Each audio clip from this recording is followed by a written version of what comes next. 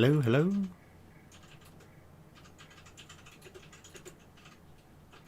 Is that working?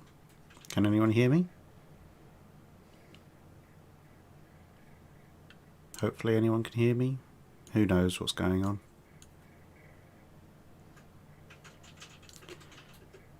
Let me know in chat if you can actually hear me, as well as see me.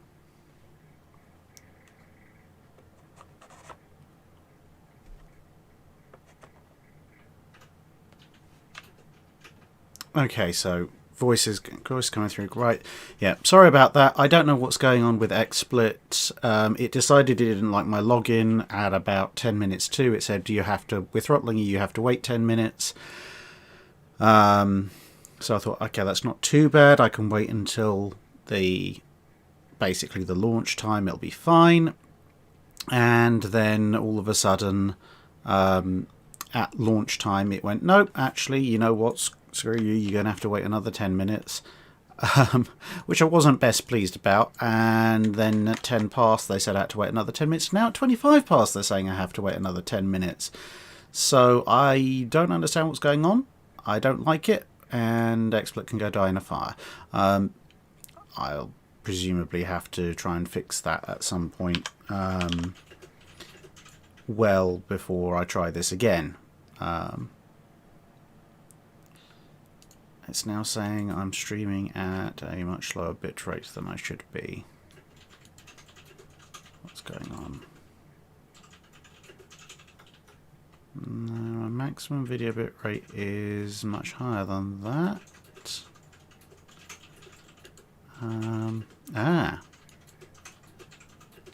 Maybe I can change this. Okay, let's see if I can. So this is the first time I've used OBS to stream.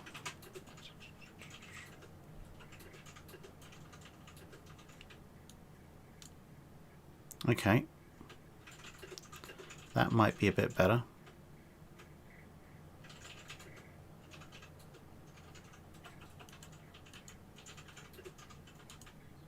Let's have a look.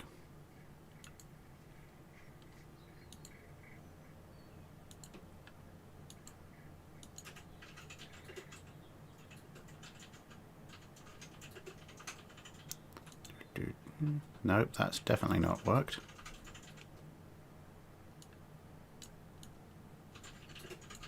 Oh, I see what's going on. Right, 2 seconds.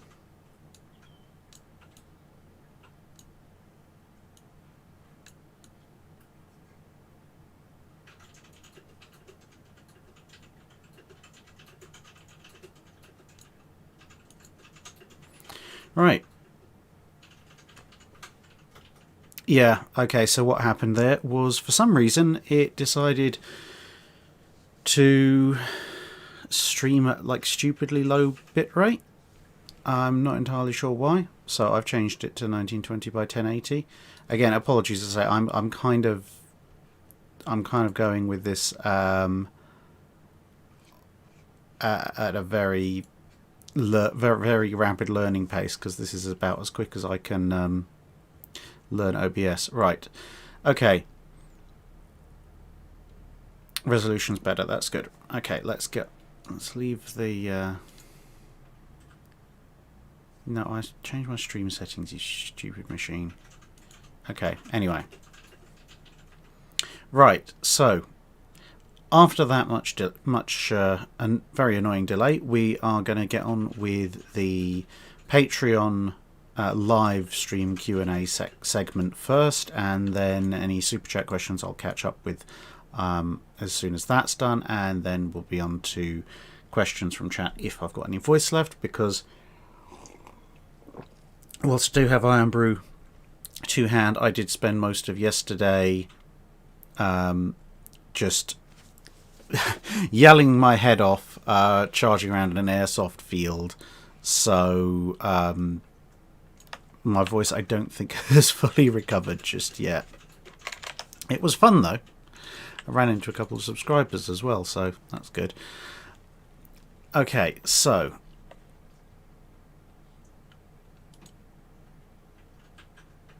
Yeah, YouTube, go home, you're drunk. You'll love this. Warning, the stream's current bit rate, 4,656.32 kilobits per second, is lower than the recommended bit rate. We recommend you use a stream bit rate of 4,500 kilobits per second. Now, I don't know about you. It's been a while since I did basic math, but I'm pretty sure 4,656 is higher than 4,500. Stupid YouTube bots. Oh well.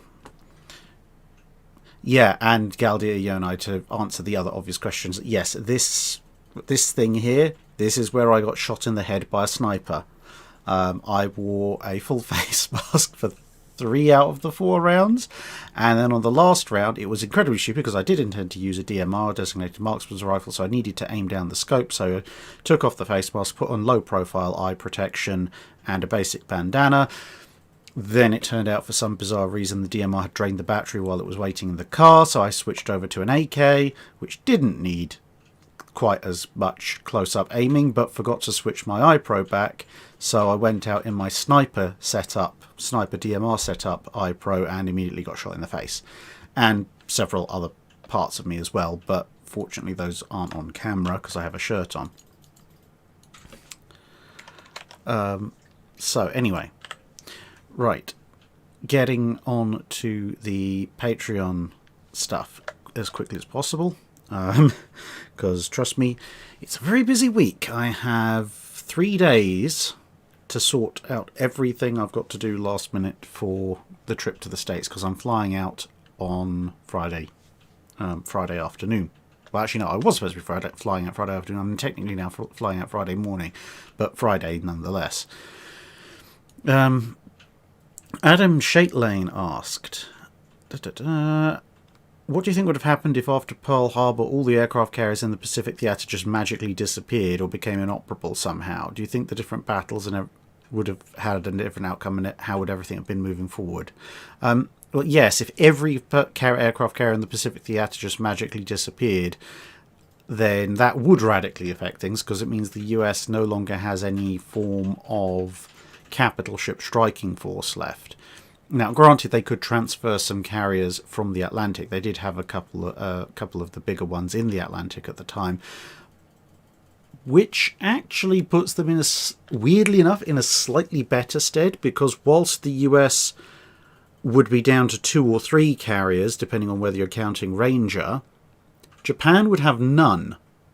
And since the British Eastern Fleet, when they eventually get, well, they've got Hermes already, and when they get the other carriers to show up in early 42 or in the Indian Ocean, then that means the US has 2 or 3 carriers to play with, the British have 2 or 3 carriers to play with, and the Japanese are in the hilarious position of having none to play with. And that is pretty much the doom for the Japanese fleet. I mean, yes, they can still do a bunch of aerial recon with the Tourneys and such like, but that's not actually going to tell them anything. Hang on, why am I wearing these headphones? It's not like I can hear you. That was silly. Anyway, right. So yeah, basically, actually, Japan loses faster if all the aircraft carriers in the Pacific theatre disappear, because both the British and the Americans can still bring 2 or 3 to bear apiece, and obviously the Americans are building carriers a lot faster than anyone else. Admiral Tiberius asks, how does the Battle of Coral Sea play out if the Hornet and Enterprise aren't off conducting the Doolittle raid and Saratoga wasn't in Drydock being repaired, i.e. all 5 American fleet carriers are available to go south? Would Nimitz send just 2 as he did originally, or would he increase it to 3 or even 4? I think he's probably going to send 4. If he's got Yorktown, Enterprise, Hornet, Lexington and Saratoga, I don't think he'd commit all 5, just to be on the safe side, because that, 5 aircraft carriers dying at once potentially is all American carriers offline. 3 is probably a bit too close to comfort to a fair fight, so 4 would probably be his ideal margin, because 4 gives him a decided superiority, and and then he'll probably have the 5th in the theatre in the area, but probably sailing a couple of 200-300 miles behind as a backup. So if one carrier gets, say, damaged in an early exchange of aircraft, it can drop back, the other one can take its place, but you're not risking your entire fleet to what would obviously turn out to be something like Midway.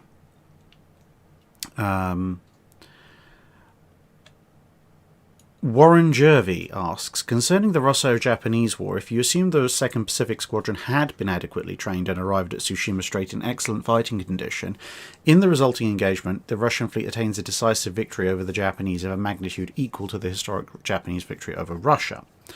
What would such a defeat do to the future development of the Japanese Navy, and what butterfly consequences might this have for the first half of the 20th century in the Pacific? Okay, so obviously it's going to knock Japan's naval confidence quite a bit, and there's the ongoing issues of, what conditions are imposed on the Japanese if they then lose the Russo-Japanese War, because if they don't have naval superiority and the Russians do, then the Russians can supply their own troops, but the Japanese can't supply their troops. So that's bad for Japan. And of course, post-war, Japan was able to expand its fleet quite quickly to get a good cadre of trained sailors up by using a bunch of the ships they captured from the Russians. So they don't get that either. However, the thing is, win or lose, if the magnitude of the victory is the same and the outcome of the war is decided by the battle, that doesn't invalidate the Japanese basic approach of, a big fleet decisive action is what we want to see. All it means is that in that particular circumstance, they weren't good enough to come out the winners.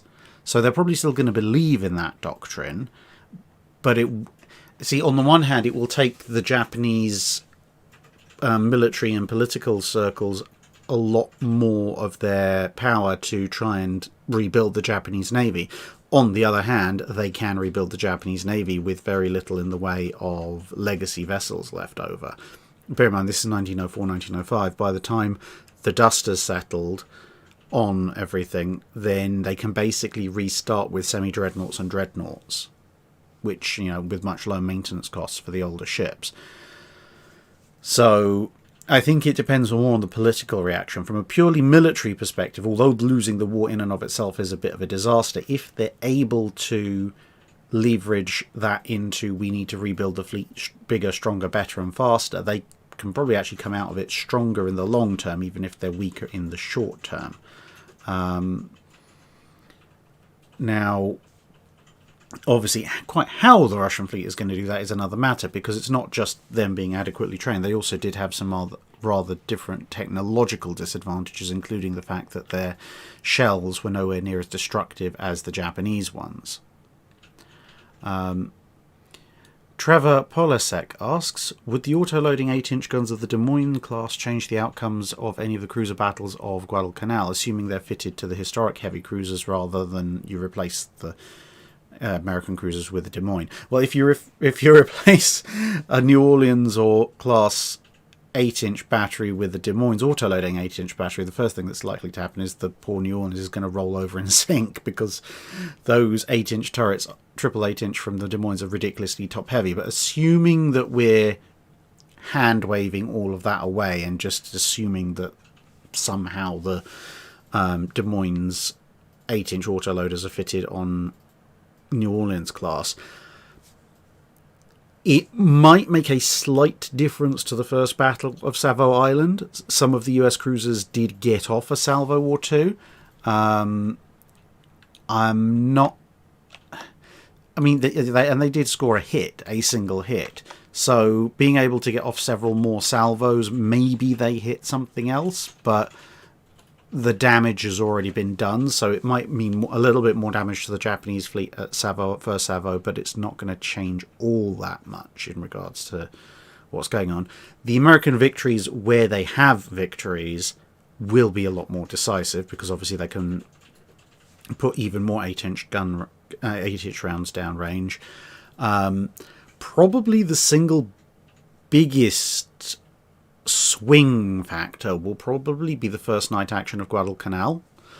Unfortunately, poor old Atlanta is going to get absolutely chewed up by San Francisco. But on the other hand, the US heavy cruisers that are present there now have the ability to chuck down an absolutely stupid amount of 8-inch shells, which means they'll probably inflict much more significant losses and or damage on the Japanese vessels.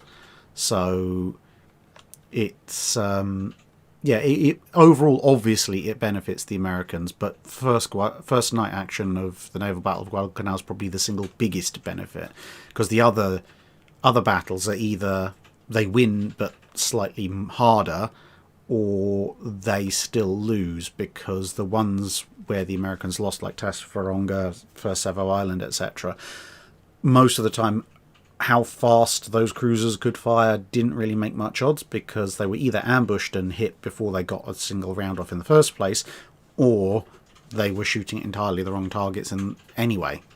As Eric Amborski points out, Cape Esperance, for example, Alba's just going to be destroyed, but it's not like the Japanese won Esperance anyway.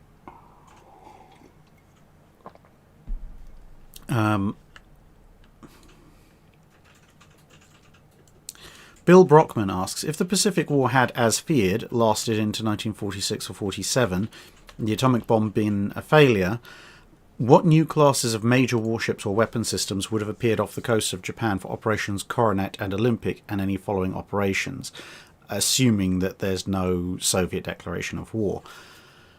Well, you'll probably see not necessarily new, but a much more widespread use of guided weapons. So the US, for example, had the BAT anti-shipping missile, not the BAT bomb, not the one with lots of incendiary bats in it, but it was just called the BAT, an early form of radar-guided homing missile, anti-shipping missile. That would have been used a lot more prevalently. The British might have tried to get Vanguard finished in time, possibly, probably not though. Well, if they tried it, I don't think it would quite work, unless if the war was going on into 47, then yes, Vanguard might show up.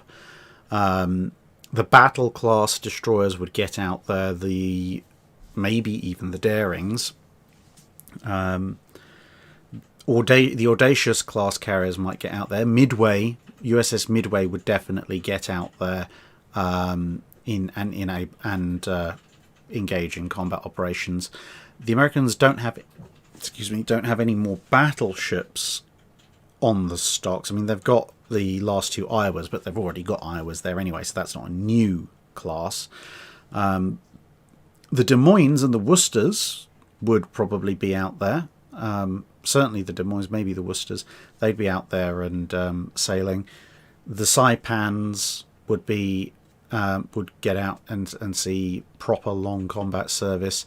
The thing is that quite a lot of what you might think of as post-war weapon systems were kind of just about getting out there anyway. So for a lot of the capital ships and weapon systems, it's not so much that they would be deployed, it's that they'd either be deployed in larger numbers or they'd get to do more than just show up.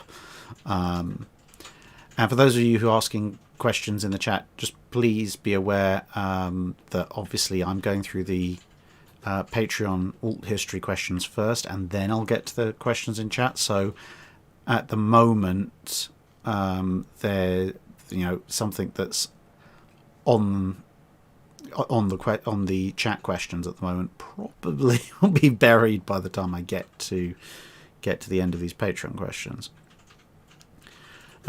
Brian Smith asks, going back in time while keeping knowledge of what happened in World War II, how would you redesign various battleships to conform with how they were actually used as opposed to how they were originally designed?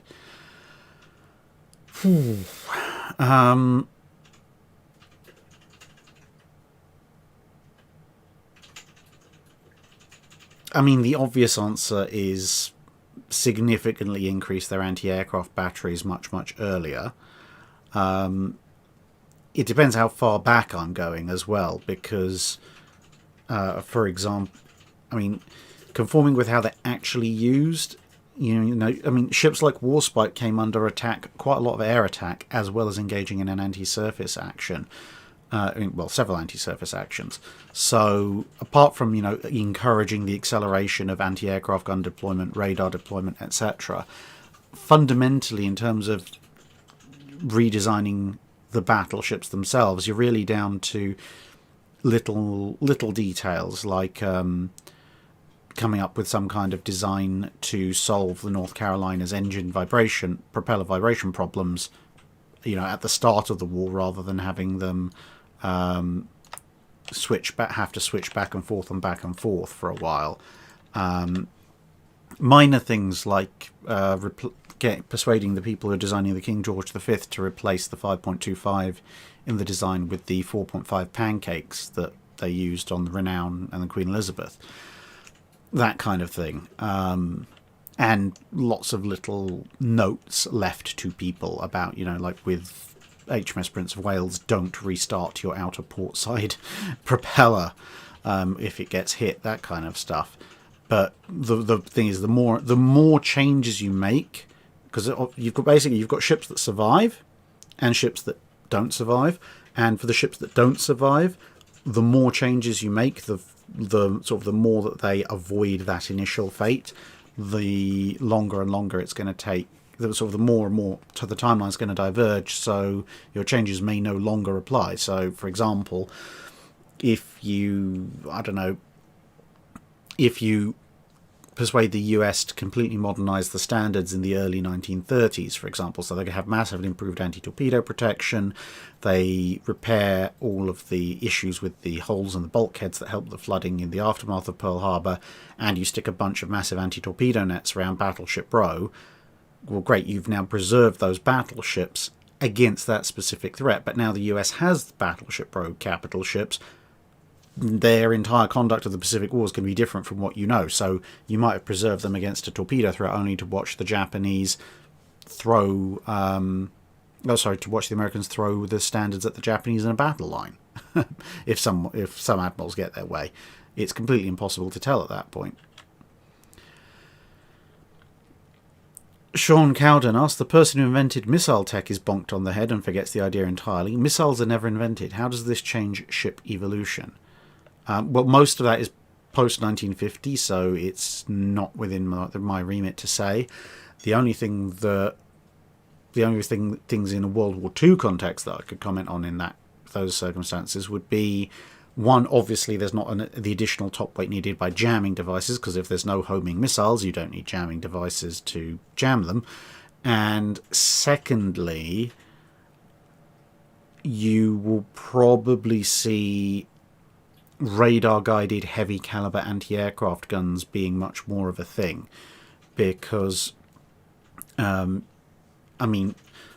you don't, for a while 20mm and 40mm, especially 20mm, all went out of fashion anyway and then later came back. But in these circumstances where it's aircraft trying to get in to launch weapons, but with the issues that you've got, obviously knowing in advance what's going to happen with the extended range of like loft bombing that like the Buccaneer can do and such, like anti-aircraft suites are going to be probably made up almost entirely of radar-guided auto-loading 3-inch guns, for example.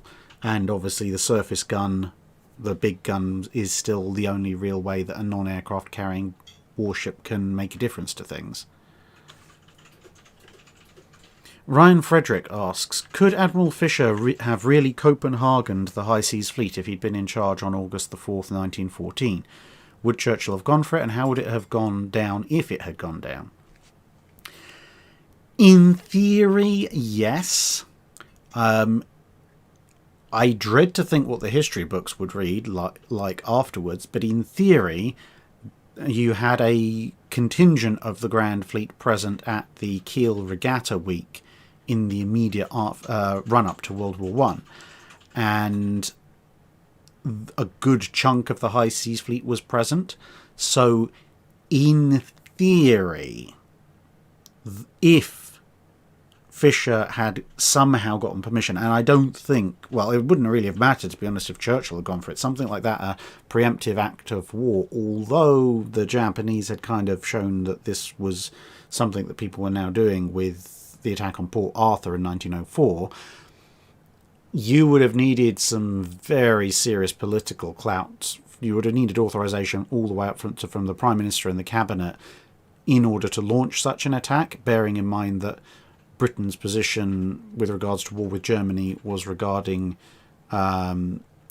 various violations and attacks on its allies, not the original Austro-Hungary Serbia issues. So, practically speaking, no one's going to authorize it, but let's say for sake of argument someone had authorized it.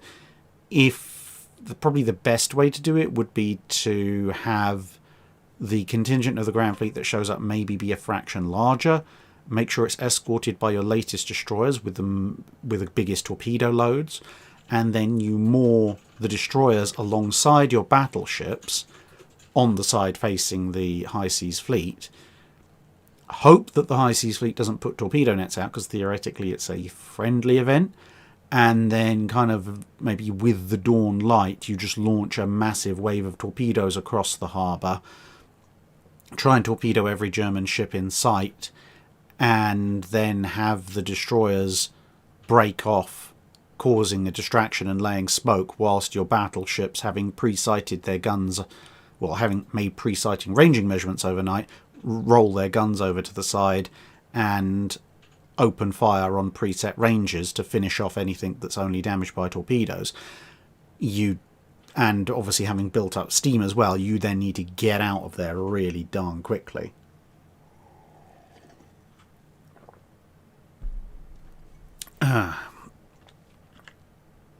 So yeah, it could be done. I don't even want to think what the history books would read like afterwards.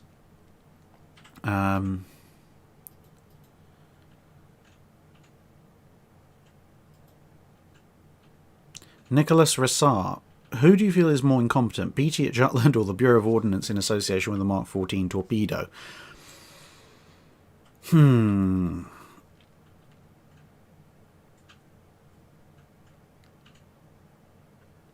It's a close one. But I think my answer would depend. It could go both ways depending on how you look at it. If you're looking at it in terms of somebody could have said something, then the Bureau of Ordnance is slightly worse, because there were many voices within the Bureau of Ordnance, many people who could have listened to the reports, and a large number of whom could have initiated some kind of change.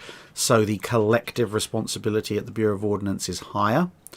But on a more general principle, Beatty is worse, because you can, at least if you're really, really, really reaching, you can at least make the excuse for the Bureau of Ordnance that it was a willful blindness to the problems. They were back in the States. They weren't seeing the results firsthand. It was all sort of second and third hand reports. So you can maybe, somehow present some kind of case wherein they were turning a blind eye to something they thought was unrealistic, but by doing so they didn't have any direct evidence to the contrary. Whereas with Beatty, no matter how much he might have wanted to believe that he was doing a good job, and how much he might have wanted to believe that his signals were actually vaguely comprehensible or anything along those lines, the evidence that he was doing things horribly wrong was right there in front of his eyes for him to personally witness, and he wasn't doing them. And also, there's a whole catalogue of different errors that Beatty makes at Jutland. So on general principles, Beatty, on the larger scale, how many points of failure were there in order for this to go all horribly wrong? Technically speaking, the Bureau of Ordnance, purely because it's the sheer numbers of them. The number of people who had to ignore everything.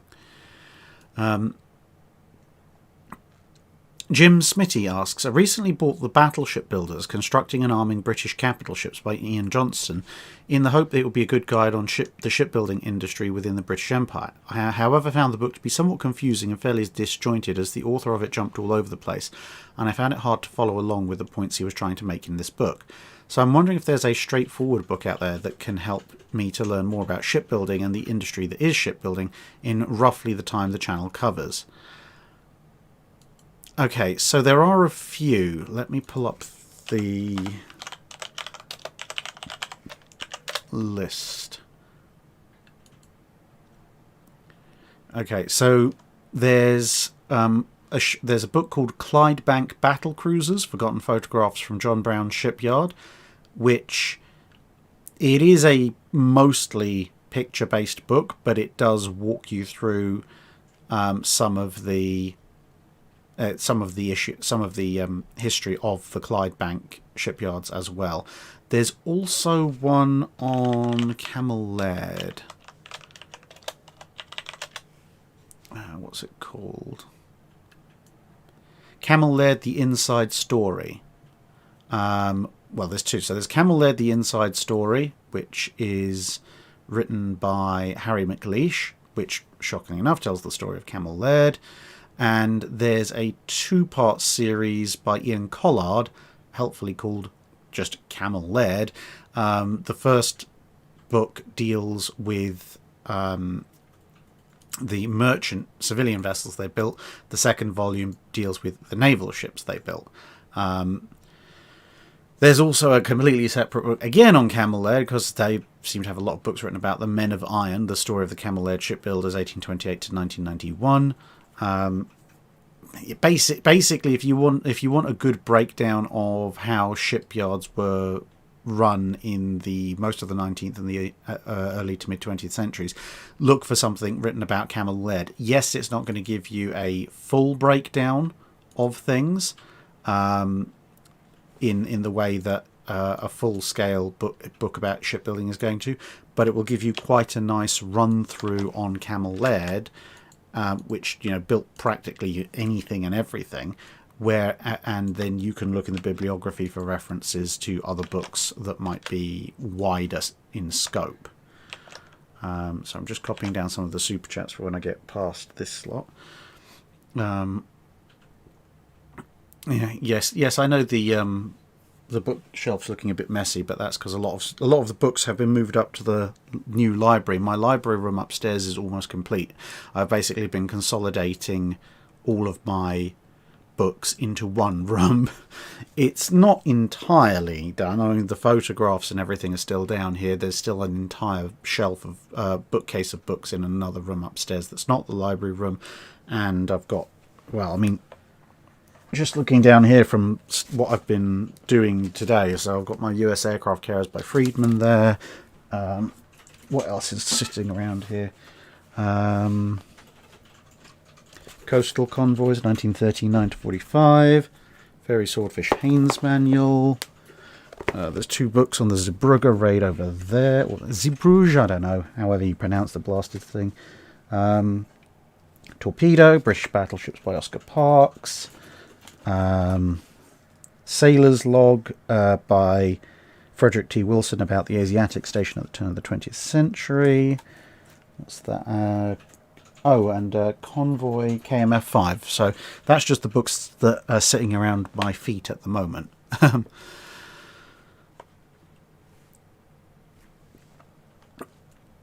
Hi Bacon Bomb asks, if the Montana class were built, commissioned and put into service, how well would they have compared against ships like Bismarck, Yamato, King George V, Richelieu, Littorio and the Iowa class? So, I mean, generally superior. The only thing that any of those classes have over the Montanas would be Bismarck, Richelieu and Littorio would be maybe a knot or 2 faster. The Iowas would be 3 or 4 knots faster. Yamato and King George V are broadly the same. Yamato's actually a fraction slower. But they're all within, apart from the Iowa, they're all within a ballpark of the same sort of 3 knot-ish spread of speed. The Montana class are obviously very heavily armoured, very heavily armed, so they are far more capable than any other ship on that list except for Yamato, which has a similar level of protection, and of course you're then looking at 12 16-inch 50s versus 9 18.1s, 6 of one, half dozen of the other. Montana has more shells coming in. Yamato shells individually are slightly more lethal. It's basically a rerun of the Iowa versus Yamato argument, except that Montana actually has a useful enough immune zone against Yamato's guns to a certain extent, and can throw out 33% more shells. So yes, Legacy, you do hear Mrs. Drac on the other side of the giant Kallaxon screen happily typing away at something. I don't know what she's typing away at, but she seems to be doing at it with great enthusiasm. Thanks, Legacy, also recording the Super Chat questions. Tyler Kuhn asks, alternate history, USS Maine explodes on the February 15th, 1898 and would lead to the start of the Spanish-American War. My question is, what if, after the Maine explodes, the Spanish preemptively declared war on the US before they're ready? How would this alternate Spanish-American war go navally, and what would the winner demand from the loser? It's not going to go all that different from the historic Spanish-American War, because if the Spanish declare war immediately after the Maine explodes, well, a bunch of their ships are still elsewhere, which, they've got to get to the area. And most of the US fleet is in they're at least on the right side of the US, with the exception of Oregon, which has to take a very, very long route around South America to get to the Atlantic. So the Spanish declaring war doesn't really change the outcome all that much. The Spanish ships are still going to have the same kind of problems they had historically. Everything from fire control to morale to protection to quality of ammunition, etc. If they try and go after the American fleet, well, there's not enough time for them to get their ships across the Atlantic, assemble them in Cuba, and sail in time to snag individual US ships. The US, playing the home field advantage, has more than enough time to at least consolidate the Atlantic fleet into a single battle force. So really, probably the only major change is the big fight, the big fight of the Caribbean Atlantic area, which is obviously the Battle of Santiago de Cuba, helpfully in Cuba. That will probably take place out at sea somewhere off the US East Coast instead, which means the Spanish ships will probably sink instead of mostly going aground. So there'll probably be a slightly higher loss of life, and then you pretty much get a similar outcome to historical. The only other change might be that the Battle of Manila Bay, again, probably won't happen in Manila Bay once the US has got its force together, led by Olympia, and the Spanish, presumably in this scenario, are going out looking for them. Frank Damaris is saying native Oregonian is pronounced Oregon. Oregon? Oregon. Oregon? Oregon. Well, it's spelled O-R-Y-gun. I know how to say gun, but Ori or Ori? Oh well. I'm sure someone will be able to educate me. Then again, to be honest, I found out on a Armchair Admirals live stream there are about 6 different ways to pronounce Nevada, including Nevada, which I up until that point thought was someone playing a practical joke on me. So I don't know. What have we got next? Daniel Silverthorne asking, how might the Demologos, i.e. Fulton the First, have fared in the War of 1812 if she had been completed soon enough to participate in the war? Would the design have fared better if there was a squadron of them operating in formation? And was the design actually sound, or was Robert Fulton reaching a bit too far ahead of his time with the technology available? So Demologos is basically a floating steam battery. So you're looking at a frigate's worth of guns, except the guns are 32-pounders. So effectively you're looking at the lowest deck of a ship of the line's broadside and steam-powered. The only problem is that its size, its speed, and its fuel endurance mean that you've basically created a reasonably powerful but very slow coastal defense ship. So you have a, weirdly enough, a kind of a wooden version of the same kind of problem that the US had in the American Civil War when it had the first monitors, i.e. Monitor and her near clones, before obviously they brought out some better ones.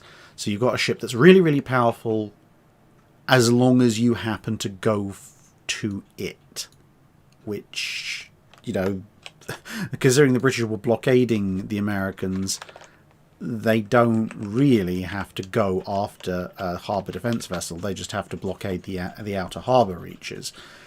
Now, if the Demologos somehow had crawled up to a blockading frigate and had a go at it, then yes, it's got the firepower to quite comprehensively deal with it. But at the same time, if a Razé or a 74 shows up, Demologos doesn't have anywhere near the speed to get away. It's not got the firepower to go toe-to-toe with it, and being only a single deck, it'll basically just get overwhelmed, boarded, and shot to pieces. So it can deny, Demologos or a squadron of them could deny the British access to river estuaries and harbours unless they came in massive force. But fundamentally, in terms of blockading the coast, cutting off trade, and picking off random US warships that aren't USS Constitution, it doesn't change all that much. Except for then the British will probably get their hands on a few of them at some point.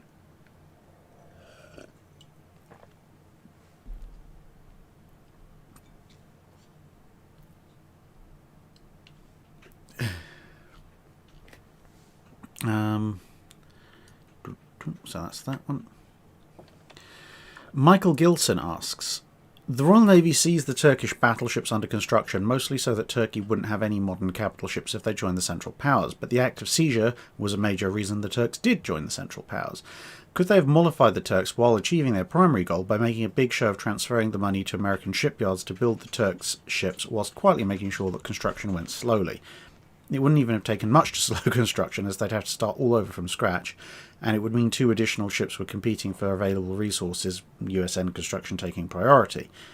Assuming that these hypothetical Turkish ships were duplicates of what the US was building at the time, that would mean they get 2 Pennsylvania-class ships eventually, and those would be arguably better ships than Agincourt or what would become Erin.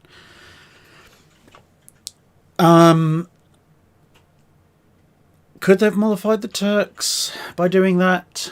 I don't think so. No, I don't think so, because it would have been relatively transparent that we're not letting you have the capital ships. And also there was a fair bit of national identity tied up with those ships in particular. Now, I know what that might sound a little bit sort of almost childlike, you know, when you have a kid, you take something away or they break something, you give them an identical thing to replace it, and they just sit there and cry because it's not the original thing. It's kind of how the Turkish public acted with regards to the ships, because I mean, initially the initial British approach was not even that they were going to permanently take the ships away. They just didn't want them in Turkish hands for this part of the war. The initial diplomatic approaches were basically along the lines of, look, can we just keep them on in our yards, in our docks for the duration of the war? You can have them back. Basically the same kind of deal the Chileans got offered. Now, admittedly, there wasn't really a you can say no option to there, but there was that option, and the Turks were committed enough to those particular ships that they said that they did say no, whereas the Chileans said yes.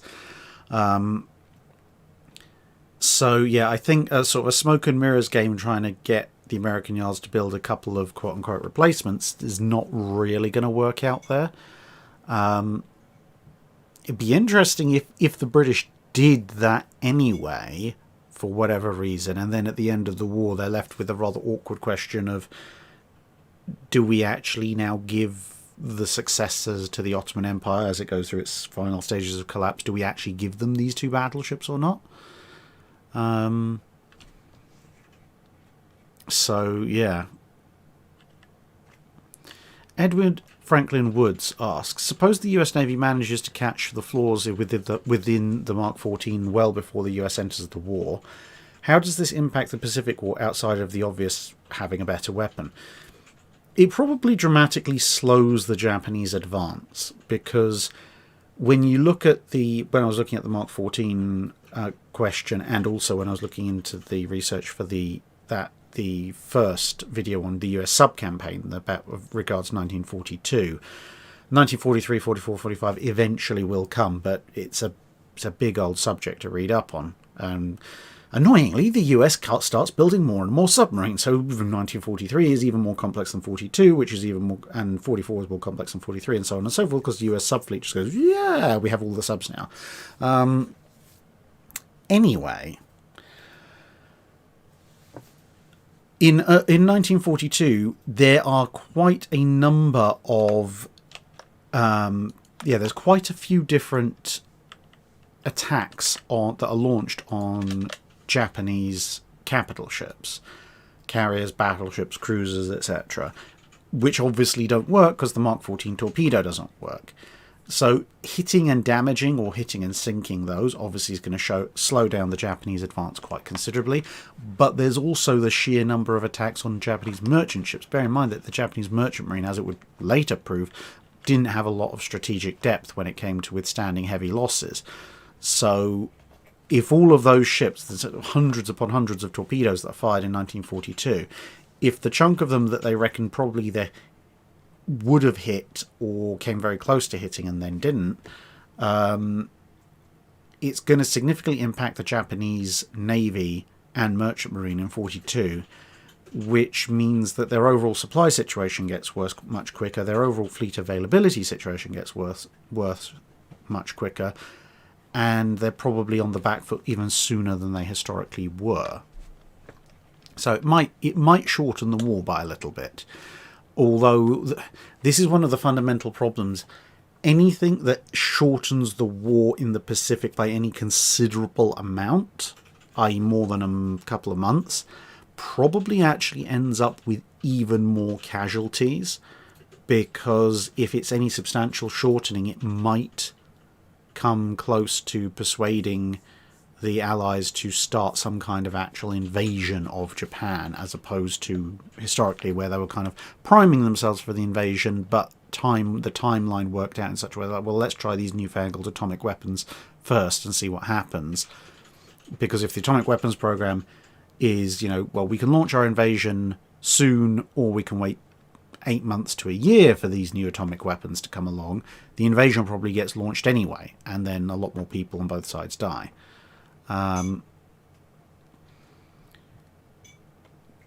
Nick Brodar asks, what is your opinion regarding the disappearance of Flight 19? My grandfather was a flight engineer aboard one of the search planes. Personally, I think they got lost and ran out of fuel. I mean, it's the whole Bermuda Triangle thing. I've not looked into it in massively extreme detail, but given that training flights getting lost and falling into the sea was unfortunately not exactly an uncommon occurrence. It's one of the reasons why a lot of US carrier training was done aboard Sable and Wolverine, the two paddle carriers on the Great Lakes.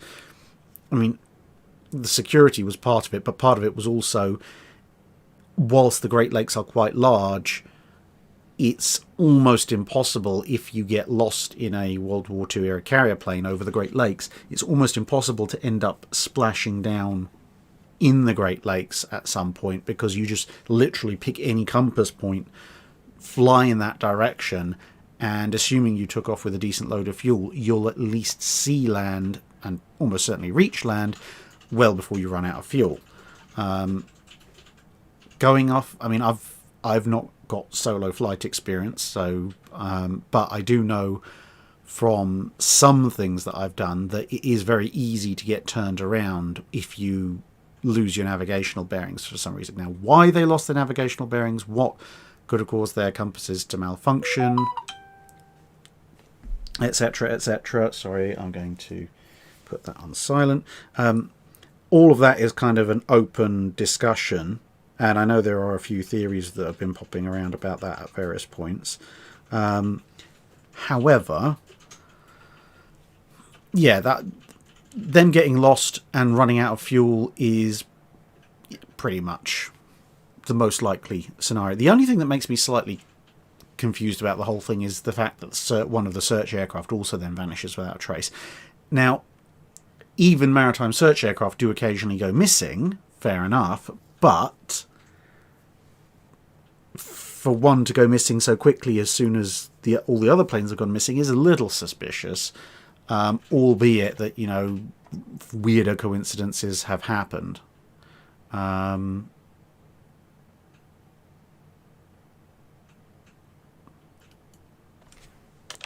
So, yeah, that would be my general feeling on the subject. What have we got next?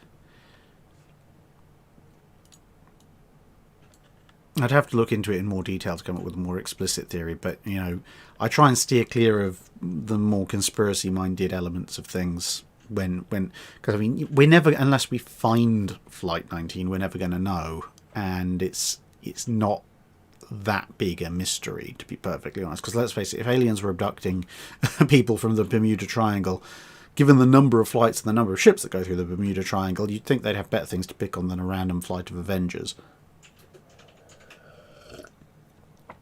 Knight 6831 mentioning the Mariner probably catastrophically exploded and broke up in midair. So, yeah, that's fair enough. As I say, that kind of thing did happen. It's just slightly odd that it happened while it was searching for other aircraft that just vanished as well. But again, yeah, weirder things have happened by coincidence, so it's entirely believable. Just unfortunate.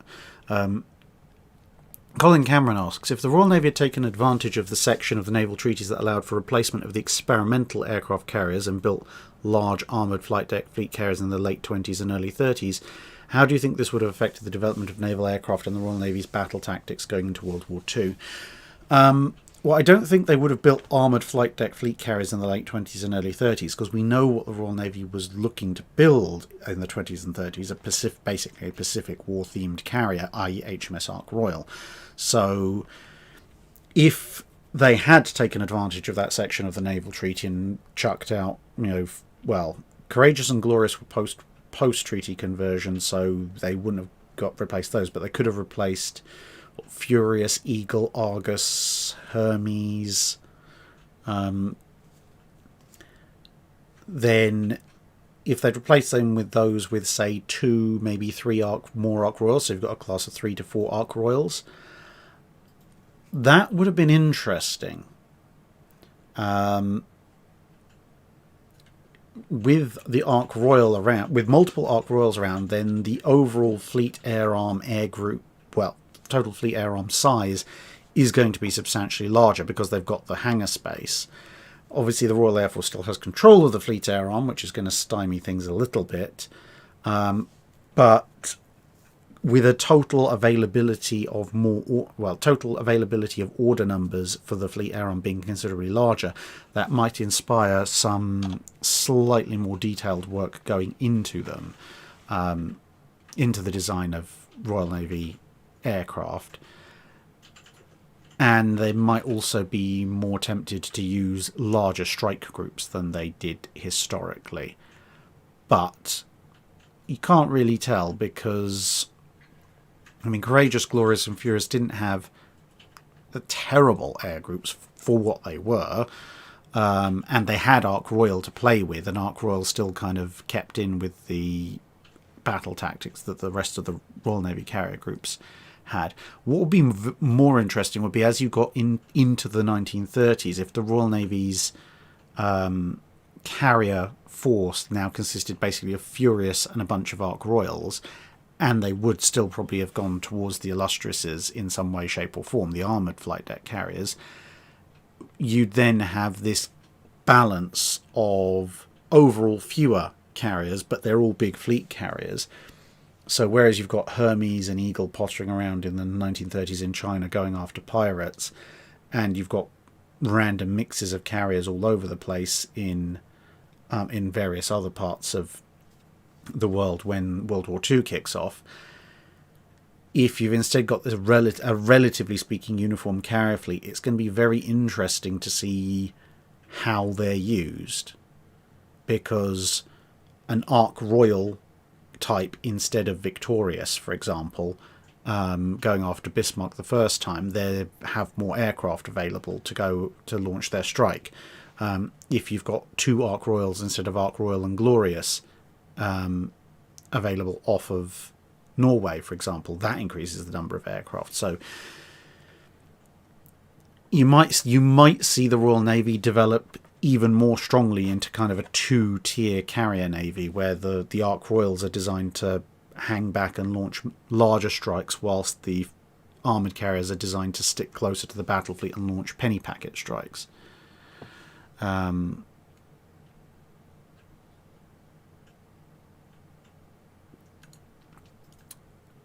Wayne Borean asks, I was looking at the 4-inch triple mounts used in World War I and was thinking how hilarious it would have been if the Tribals had mounted 4 triple 4.5-inch dual-purpose turrets. The increased anti-aircraft capability would have made them a decent and a less expensive option to the Dido-class cruisers. I've been trying to model this using spring shot, but I don't think it could be done on a 2,000 tons. Definitely not. So you've got two fundamental issues. One, the 4-inch triples that were used in World War I, and you can see in quite a number of photos of Repulse, the kind of acting as little ears either side of the bridge, are actually hilariously terrible gun mounts. The 4-inch gun itself isn't too bad, but the 4-inch triple was a bit of a lost cause, and there's a reason it wasn't really repeated. If you tried to do a triple 4.5-inch dual-purpose turret, you might be able to make that work. I mean, if you're using the 4.5-inch, as in the one that was put on the armoured carriers and on Ark Royal, etc., you might be able to make that work for a cruiser size mounting, but the size, the dimensions of such a mount and the weight of such a mount is going to be such there's no way you're going to get it on a 2,000 ton destroyer. It's going to be too wide for the ship's centerline in the first place, and it's going to be far too heavy, make them horrifically unstable. You might be able to get away with the Didos being armed with maybe 4 of them, so 4 triple 4.5s for a total of 12 guns, which is actually 2 more than the historical 10 gun mounting on a fully equipped Dido. But yeah, you're not getting a triple anything on a destroyer. Not unless you pull off something like the Regia Marina and you build a 3,500 ton, not quite a large destroyer, not quite a small cruiser type. Then maybe you could fit them with 4 triple 4.5s, but I still wouldn't want to be the one doing the balance calculations on it. I tried to make it work, and on our Ultimate Admiral Dreadnoughts on Spring Sharp it just said no. On Ultimate Admiral Dreadnoughts I could kind of make it work, sort of, but not actually. I could make a triple, well, apart from anything, it doesn't have 4.5 inch, it has 4 or 5 inch, so I went with 4s. You can make a triple 4-inch destroyer with 4 mountings, but not on 2,000 tons you can't. Not unless you've invented the world's smallest coastal defence ship. Trevorius asks, the version of the Yamato that the Allies thought they were fighting around the time it entered service versus various Allied battleships in service at the time. In other words, before they realised Yamato was such a seagoing monster, what did the Allies think could give it a decent fight versus just really needing to run away? And in what cases could that have gone horribly wrong? So the initial intelligence assessments thought that Yamato was, if you average them all out, probably about a 45,000 ton ship with 9 16-inch guns. There are a few outlying reports that got the displacement way under, 1 or 2 that suggested a bit more, 1 or 2 that suggested 12 16-inch guns, but the majority were kind of ballparking it as 45,000 tons and 3 triple 16s. So in terms of what they thought could fight it, the Allied assessments were that in that case, something like a Nelson or a Colorado would have a fighting chance because they thought the majority of Yamato's increased displacement would be okay. It would have a bit more armor, but 16-inch gun is 16-inch gun, and a lot of the extra displacement would come from its speed. So basically, if you can catch it, you might be able to kill it. It's just the catching it part is going to be a bit harder. Something like the North Carolinas or South Dakotas, the assessment was kind of, you probably want to go in with 2 because they're going to be of about the same speed, they're going to be about the same armament, but the Yamato is probably going to be much more heavily protected, so it can probably stand up in a slugging match. So, send 2 ships in instead of 1. The King George V's, as you probably know if you've seen the video on the King George V's, were literally designed to have a really thick armor running up close and just start blasting away at ranges where it didn't matter that you only had 14-inch guns, because you're still going to do a hell of a lot of damage. So in terms of things going horribly wrong, if they'd sent a Colorado or a Nelson after the Yamato, obviously that would have gone horribly wrong, because then they would have been in a case of where we can't run away, we're going to have problems penetrating its armor, and it's not really isn't going to have any problems penetrating our armor. 2 North Carolinas or 2 South Dakotas versus a Yamato, it's probably actually a decent fight. You're probably going to see at least 1 US ship badly beaten up and or sunk, but 2 modern US fast battleships versus 1 Yamato, there's a decent chance that the Yamato is going to be on the losing side of the equation overall. As far as the King George V is concerned, it's, well, if you send in 2 and they're just trying to press for close range action, probably a slightly even more damaged and battered version of the US one. You'd probably lose 1, get the other one badly shot up, but probably have plastered Yamato in enough firepower to make it stop shooting, and then you can finish it off.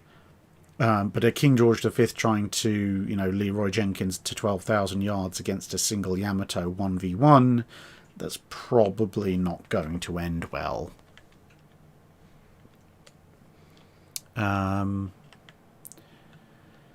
Commander Hamfisted, captain of a whole string of numbers and letters which I don't even begin to know how to pronounce, asked, how do you think a World War II boarding action between capital ships would have gone, and what particular battle or incident do you think would have been the most likely candidate for such an action?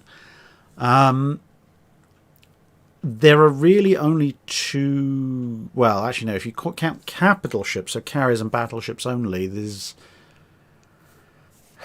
probably only 1 battle or incident where that would have been even potentially likely to happen, which would be the sinking of Bismarck after its main armament was crippled and it wasn't going anywhere fast. But you see, the problem with boarding actions between capital ships in World War II is that if the ship is substantially intact, all they have to do is lock the doors and hatchways, and then you're a bit stuffed, because battleship bulkheads and hatchways are going to resist small arms fire and hand grenades quite easily. Sure, maybe you can get into some of the superstructure bits, but all the key bits are going to be behind massive doors and bulkheads that you can't penetrate with anything really handheld. And at that point, what's your solution going to be? Can you shoot it at point blank with the ship's secondary battery or something? But then, you better hope your boarding party aren't aboard. And all that's going to do, even if you can blow open a door or 2, is, well, you've got access to the first layer of the ship. The next layer, where you go a deck down and someone's closed up the hatches there, well, you can't get through there and you can't shoot there because, you can't see where it is from the outside.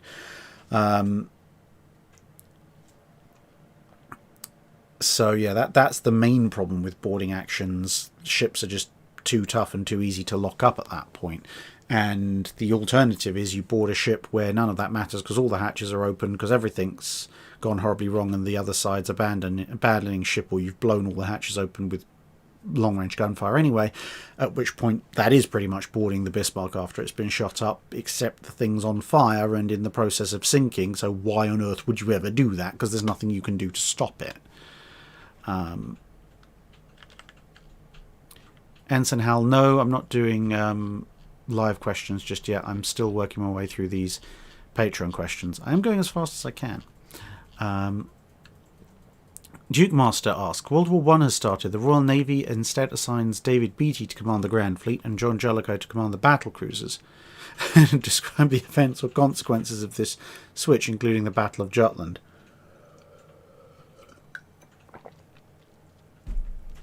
Dogger Bank probably ends worse for the first scouting group because, you know, Jellicoe will get his signals right and probably have his orders pre-written as well. So the British battle cruisers will probably then chase and try and destroy another German battle cruiser as well as Blucher. So maybe Seydlitz goes down there, but that's probably about as far as it goes.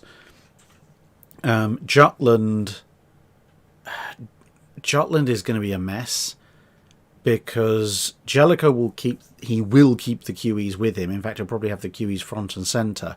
So the run to the south is going to be much, much, much worse for Hipper because he was outnumbered 10-5, and 4 of those are Queen Elizabeth class with, you know, really good gunnery.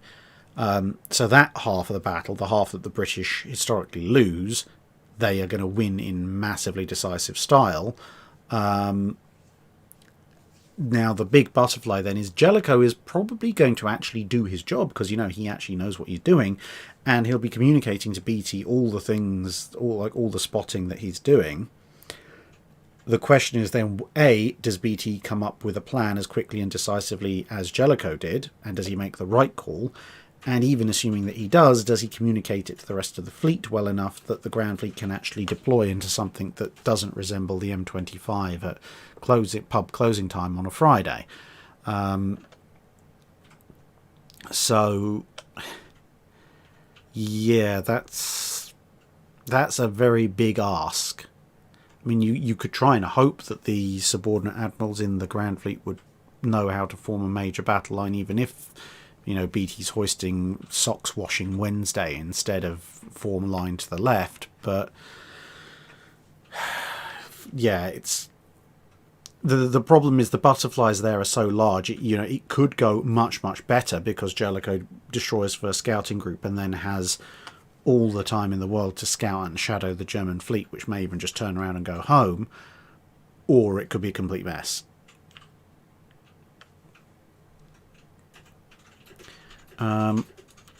October Nid asks, due to reasons, the Weimar Empire is taking the lead in the Guadalcanal campaign with era-appropriate strength of the Kriegsmarine, but without having taken the losses to the Allies they aren't fighting, plus Weser, i.e. Seydlitz class character, that's a converted Hipper class, and Graf Zeppelin. Assuming the fights happen mostly in accordance with the way Japan fought the historical war, what changes Butterfly out of this? How do battles like Savo Island and others play out? Assuming the Germans have historical... So basically, what if Germany is replacing the US and they're not Nazis, they're Weimar instead, and they have Seydlitz and Graf Zeppelin? The Kriegsmarine horribly, horribly loses. Because, well, you know... First Savo Island basically wipes out their entire heavy cruiser force. And, well, that's all she wrote at that point. And yeah, taking a converted Hipper and whatever flavour of ship Graf Zeppelin is going to turn out to be up against the Shikakus and support. Nope. Japan is cleaning house in a big way. I mean, you're not going to have half the Guadalcanal naval battles because the Kriegsmarine is going to be out of ships after the first two. So yeah, the Guadalcanal campaign ends about 3 months in after the Kriegsmarine runs out of ships and the Japanese are wondering what on earth happened. Yeah, that's the unfortunate reality of things. Todd Webb asks, if the US had lost turrets in order to gain speed, could Arkansas have been a cruiser killer with the middle turrets replaced with machinery? So it's 2 turrets gone, more machinery. I mean, you've got hull speed to contend with and so forth, but 8 12-inch guns, full modern machinery replacement on Arkansas. I wouldn't quite say cruiser killer, because that's going to require you to push it up to 30 plus knots, and there's no way, even with expanding the machinery spaces into the places where the 2 middle turrets were, and replacing the whole lot with late 1930s machinery, you still ain't getting Arkansas up to 30 knots. With a bit of work and an Italian-style bow lengthening, you might get her up to 27 or 28 knots, in which case she'd kill cruisers that she came across and stuck around in gun range, but she's not going to be fast enough to chase them down. Jonathan Welch asks, Washington and South Dakota are in a closer position to be able to reach Guadalcanal than originally intended on the night of November the 13th. Against Mikawa's cruiser force, would Lee have given battle, and if so, how do you foresee the outcome? Would the Japanese still press the second naval battle of Guadalcanal the following night? Hang on, so there's something wrong about that question. Let me just check something.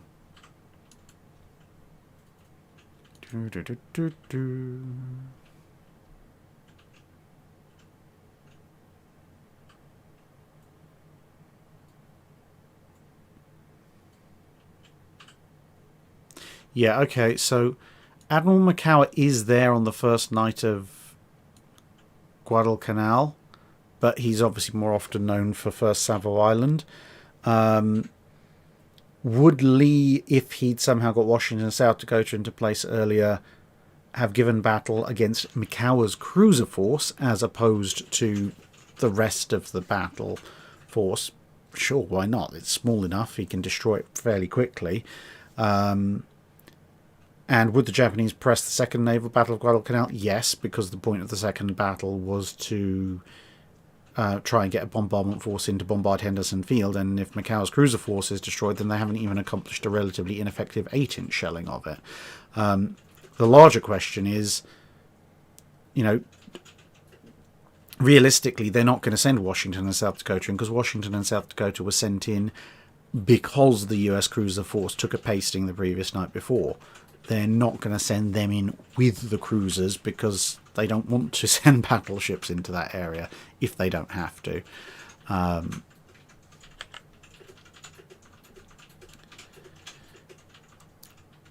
Yeah, sorry about the 4th of March date. I don't know why I did that. It should say 4th of April.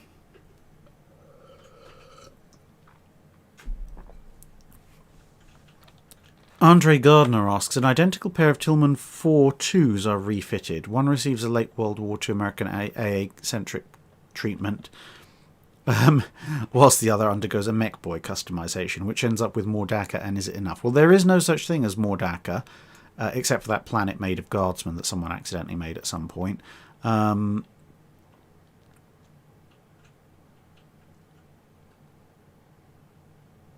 But in terms of more DACA, well, obviously the one that the mech boy treats, because they'll cover it in an absurdly large number of guns that would make the ship completely unstable, except for the fact the Orcs don't believe it's unstable, so it will stay afloat.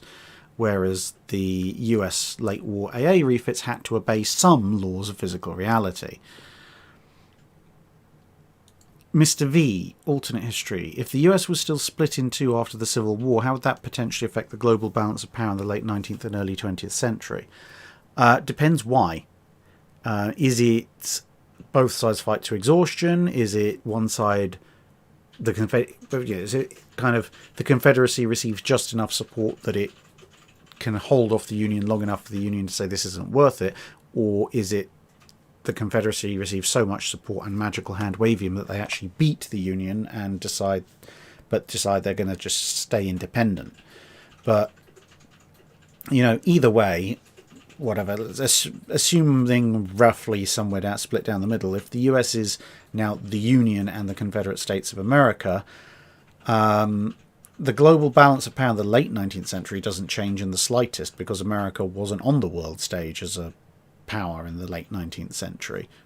To be honest, nobody particularly cared. It might make the British slightly less worried because the Union is slightly less of a threat to Canada, and the CSA is slightly less of a threat to the Caribbean than they would be as a single nation. But that's really as far as it goes. And the US, well, I mean, the US isn't really going to be doing any kind of overseas adventuring, or whichever, the CSA and the Union, etc. In the early 20th century, again, you won't get the Great White Fleet.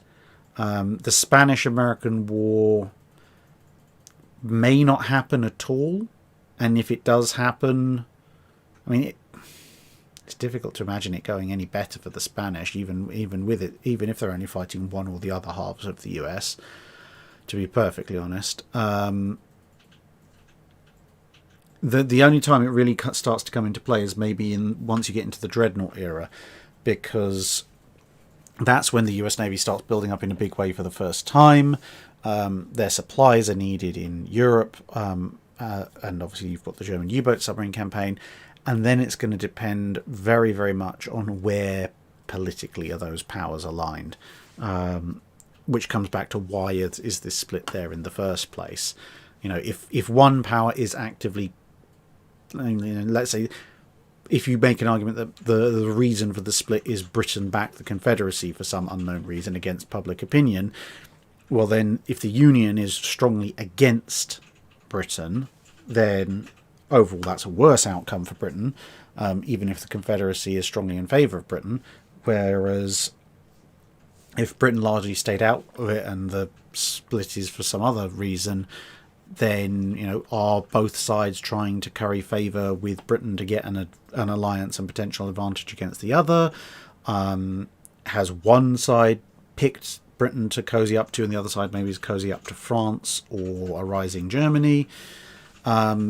It will massively affect the global balance of power, because even separately, assuming that one or the other hasn't collapsed by that point, there's still a huge amount of economic potential even in half of the US. But, what's that, 50 plus years of political alignment and realignment? Who knows where they're going to fall at that point.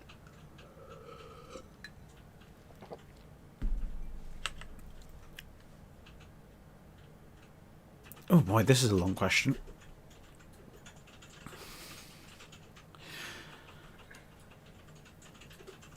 Miles McCaskill asks, listening to the random chance portion of your Fun Friday Ship v Ship video got me thinking about how meteorologists and climate scientists look at weather and climate. Whilst it's not possible to say for absolute certainty that what the weather will be like in 4 days, or what the climate will be like in 10 years, simulations are run over and over again, each time with slightly random variations in some of the input variables. And while some slight changes in input variables can lead to massive changes in outcome, trends start to emerge. And for the most part, that's how we predict what the weather and climate's going to be. An analogy for how slight changes in input variables can sometimes cause massive changes in the outcome for both weather and naval engagements might be something like, could Hood leaving port 5 seconds earlier have completely changed the outcome of the Battle of Denmark Strait? Working on this theme, I'd like you to have a mental exercise on the main action of the Battle of the Falkland Islands. While 2 battle cruisers disposing of 2 armoured cruisers is exactly what one would expect, what if the battle took place 1,000 times, each time with some variables randomly changed? In any of these 1,000 battles, do the British lose a battle cruiser? And do you think that on average the British got lucky, considering how long the battle went on for, and the Germans had somewhat of a positional advantage for a long period of time? Did the British take less damage than one might expect? Okay, so if we run the Battle of the Falkland Islands 1914 1,000 times, could the British lose a battle cruiser? Absolutely. Did the British get lucky? Not particularly. The battle cruisers were used exactly how they were supposed to be, i.e. stay out of the effective range of damage for the German or whoever they were shooting at guns, and shoot enough 12-inch shells at the enemy until they stopped moving. Okay, granted there were some things that could have been done better, a few things that could have gone a bit worse, but broadly speaking, the British used battle cruisers the way they were supposed to, and they got the results that they were supposed to. So, kind of the outcome is, yeah, there's nothing where you can point to in the Battle of Falklands once the battle itself is joined and say, oh yeah, the British got really lucky there, that something didn't go horribly wrong. You know, it's pretty much a by the numbers game at that point. But in those 1,000 battles, there's probably at least one instance where von Spee decides, you know what, stuff it, I'm going to sail straight into the Falkland Sound and shoot at the battle cruisers while they're still building up steam. That would lose the British battle cruiser. There might be other circumstances, bearing in mind the British line got very strung out because the battle cruisers were faster than everything else. Instead of, say, telling his light protected cruisers to run, von Spee might have said, actually, you know what, best thing to do, everyone stick together, let the battle cruisers get ahead of the other British cruisers, and then when they open fire, Scharnhorst and Guneisenau will turn to meet them shell for shell, and you three small cruisers run in, get as close as you can, and, well, blast away with your guns for what good it'll do. The main point is launch a bunch of torpedoes at them and see if you can hit one. And some point that tactic might work, and maybe battle cruiser catches a spread of torpedoes, start sinking, the British might stop to help them, at which point von Spee escapes. You know, if you're talking about 1,000 iterations, there are ways that you could engineer things that way. So, yeah, it's possible if you do things enough times.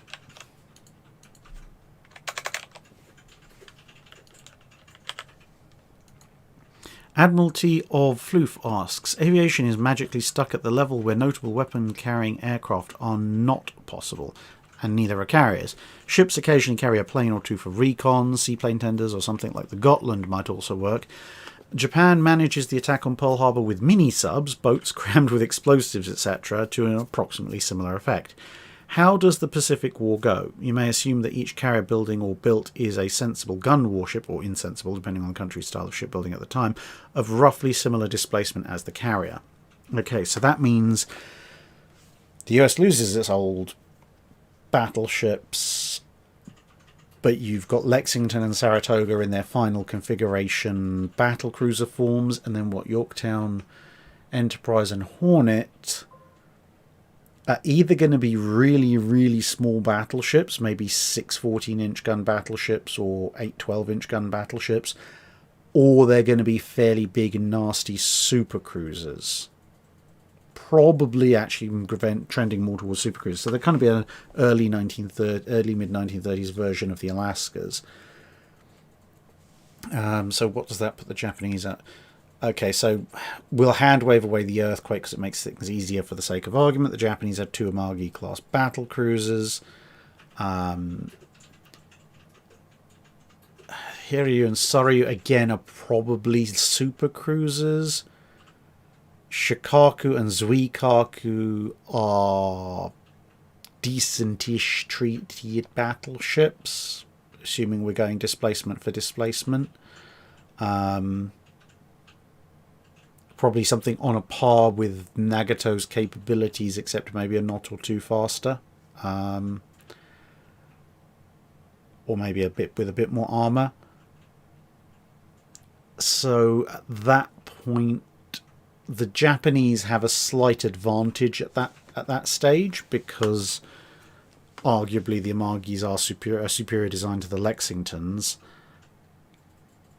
And they've got 2 supercruisers. The Americans have 3, but they've got 2 Shikaku, who's got slightly faster, slightly better armoured Nagato style battleships. So, I mean, what's Ranger going to be? Ranger's just going to be probably a big heavy cruiser.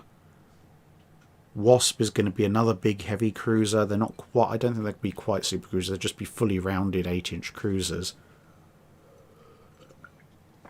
Oh, and then you have Rougeau and all those other weird small things. So there's basically going to be this weird grab bag of 10 to 20,000 ton ultra heavy and super cruisers.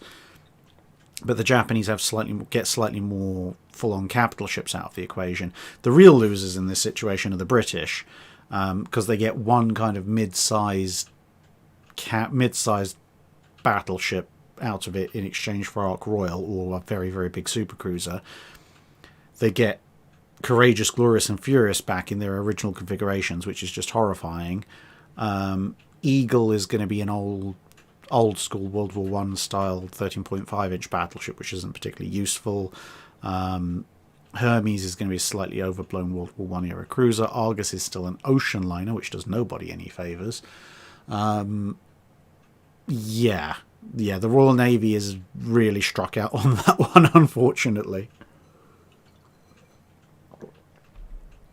Yeah, in a really bad way. But yeah, the Pacific War at that point is going to be Japan forms big battle fleet. Japan sails battle fleet to carry out landings, or possibly forms two fleets to carry out two landings. The only way to oppose them is to send in your capital ships. So, given that the Japanese have long lances, there's probably going to be a lot more scenarios like the Battle of Java Sea or Sunda Strait going down in the early part of the war, which, yeah, it's overall, weirdly enough, considering the Japanese are probably on the forefront of carrier tactics in 41, a non-carrier world probably actually works out the best for the Japanese.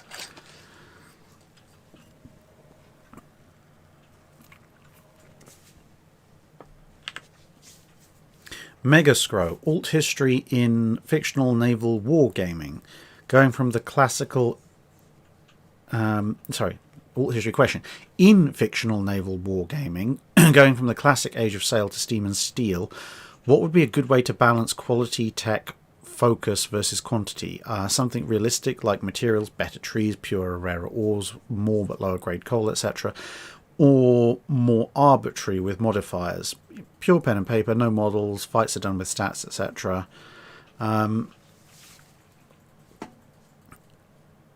Best way to balance quality and tech versus quantity is probably going to be a mixture of industry. I would say your industrial base, which theoretically scales with population. So a smaller nation can't build as many ships as a bigger nation, unless you have a rising, sort of almost not quite exponentially rising, but significantly escalating cost of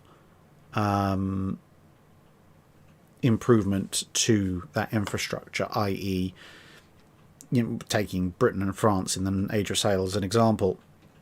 If you sacrifice your land military infrastructure, so you have a smaller army than your population would suggest, you can put some of those resources into building more ships.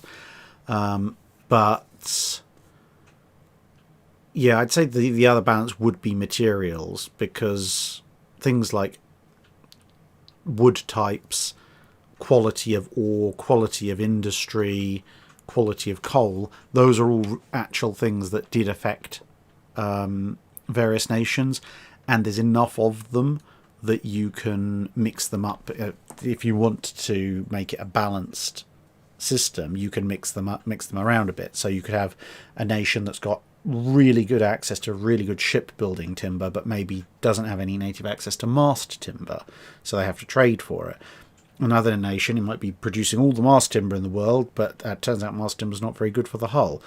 Or if you're playing it very much more long term, you might have a nation that can dominate really early on, because maybe they're really lucky and they've got white oak or its fictional equivalent for the hull. They've got large amounts of fir trees to use for the masts, so they can utterly dominate and make the best high-tech, high-quality wooden warships, but perhaps the only coal they've got is slightly compressed peat, and the iron ore is so full of impurities it might as well be slag that's a bit shiny and magnetic, so they actually are really terrible at the end game, or vice versa.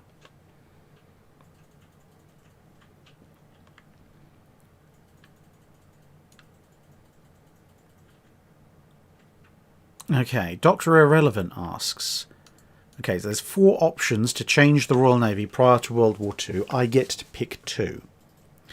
Option 1, Jellicoe gets his way. The QEs are built with small tube boilers with a maximum speed of 28 knots.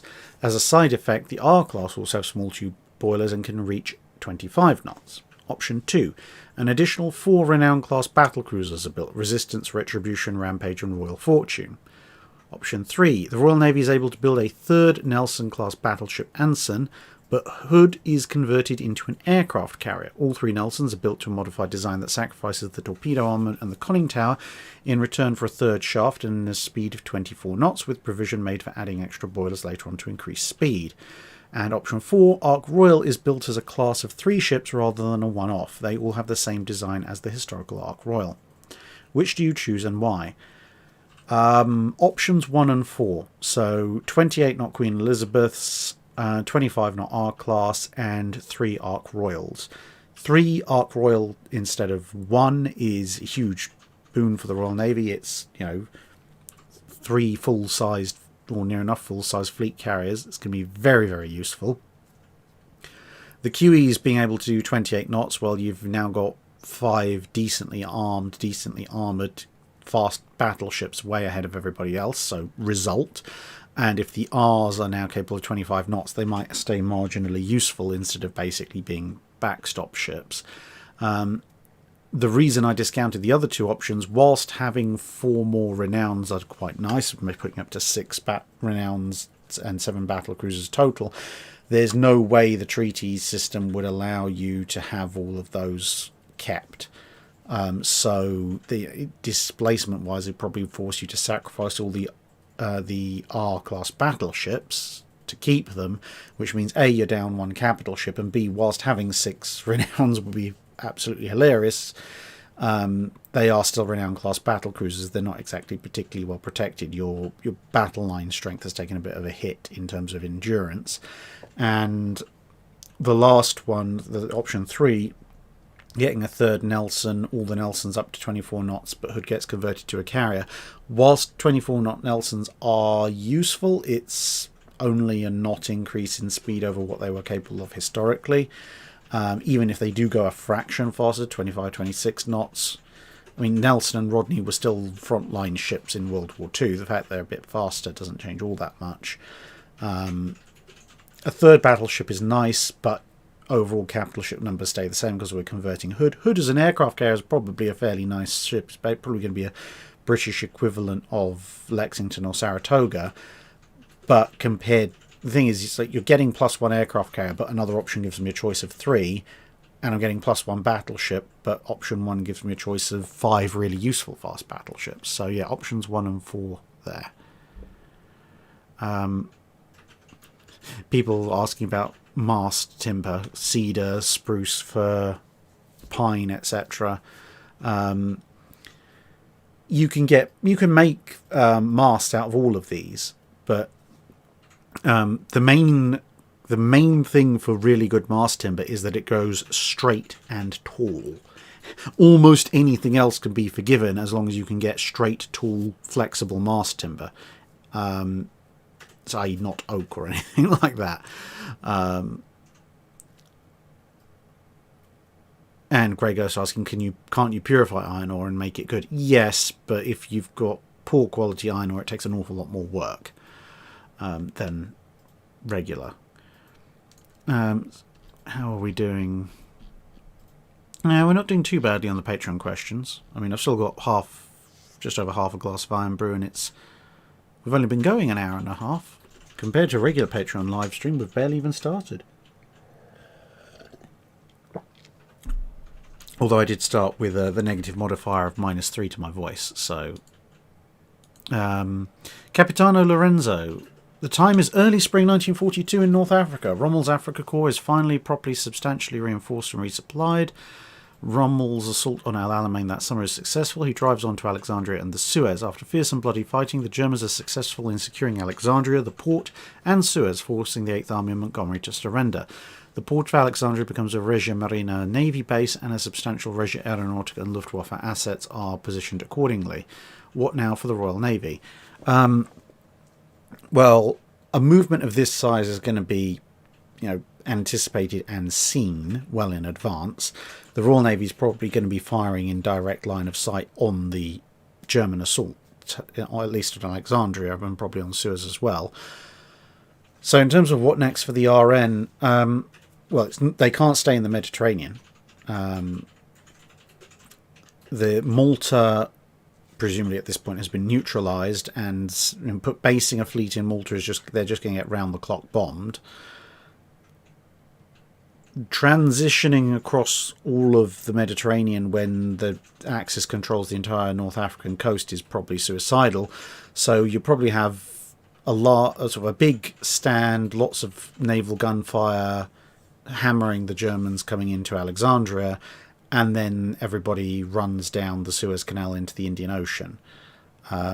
Spring 42, they'll probably initially fetch up at Ceylon in Colombo, and then they're going to disperse. I mean, some of them might go on to form part of the Eastern Fleet, but the supply lines... I mean, the supply lines for the Eastern Fleet are pretty much the same. You're not really running supplies through the Mediterranean in 42 anyway, not to go out to the Indian Ocean. So some of the ships would make their way back to the Atlantic round South Africa, and yeah, they just have to leave the Mediterranean. Force H now basically becomes a bottling force. So the ships that leave the Mediterranean via the Suez Canal probably will ultimately end up in Force H to help keep the Italians in the Mediterranean, keep the Germans out, and some parts stay to be the Eastern Fleet. Eric Amborski pointing out, could Malta keep a big fleet? Malta has the facilities to maintain a big fleet, but as I said, it was under massive Axis air attacks. So given how much of a bother it was for the Royal Navy to, keep a few ships there to be repaired during the mid-war period, a large fleet there is just going to be really, they're just going to get hit, basically. Sir Reginald Lee IV asks, in the game Return of the Obra Dinn, one of the core mechanics is a pocket watch that when pointed at a corpse plays a brief soundbite of their final moments and then transports you to a frozen snapshot of the moment of their death. If you had such a pocket watch, what events in naval history would you like to see? Sort of things like the moments of Hood's magazine detonation, the death of Admiral Nelson, etc. Yeah, sure, go back to the moment of Hood's magazine detonation. That'll settle that argument once and for all time. Thank goodness. Yeah, it's a bit difficult because everything's connected with death. I mean, there's a lot of things going on. Going back to, say, the magazine explosion of Arizona, you can confirm exactly what status Arizona was in. Do you necessarily want to be there and watch it all happen in real time? Maybe not so much. Other events in naval history with this kind of concept. Oh, there's a couple of big trireme, quadreme, quinquereme fights. What was it? I can't remember the name of it. There was a massive battle between the Carthaginians and the Romans during, I think, the Second Punic War, possibly, that I would really want to see. Salamis, of course. Battle of Salamis, always a good one to go and watch. Battle of Actium as well. That's all the classical battles. Well, that's not all of them, but it's the ones I probably want to go and see.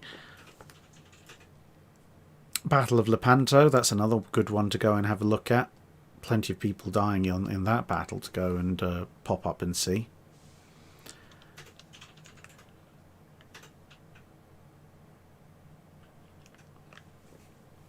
Jack Devaney asks, alternate history question. Hood and Prince of Wales are steaming at high speed to intercept Bismarck and Prince Eugen at the Denmark Straits. But tragedy strikes and Hood has an engineering casualty and can't make high speed, similar to what happens when she was chasing Strasbourg, stripped a turbine. Apart from probably saving Hood from its fate, what do you reckon would happen next? Prince of Wales combined with two county-class cruisers seems like a fair fight on paper, but with the issues of the guns on Prince of Wales and the fact that fair fights are for chumps, what is the Royal Navy's next move?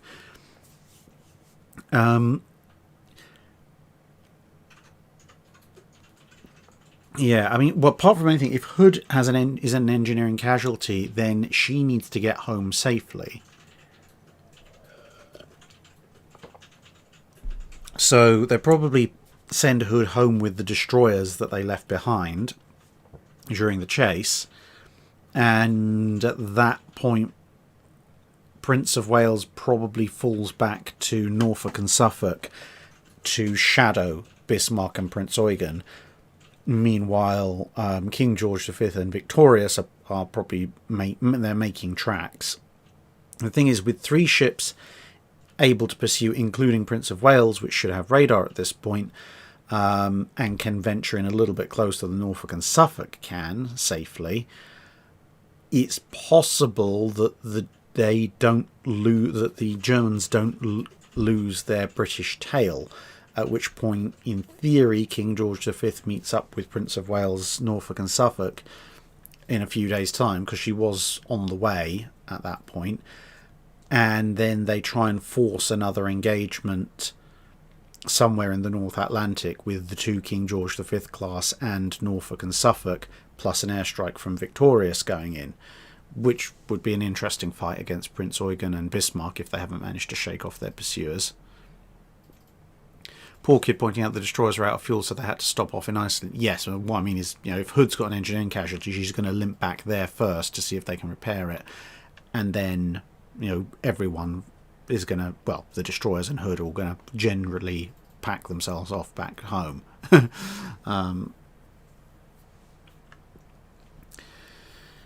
But during the what I mean by during the pursuit, they lose them. Basically, Hood and Prince of Wales are keeping up too high an operational speed for the poor old destroyers, so they have to fall back because, as you say, they can't keep up and maintain that same level of fuel burn. Bill Luster asks, if you could go back before the Napoleonic Wars with the knowledge of one item of technology, ship design, or an idea to share to help win the naval wars, what would it be? Conceptually, something the technology and logistics of the time could produce and support with enough lead time, but not yet invented. Breech-loading guns, how to forge armour plate, blueprints for HMS Warrior, etc. Just before the Napoleonic Wars, with one item of technology or ship design to help with the naval wars,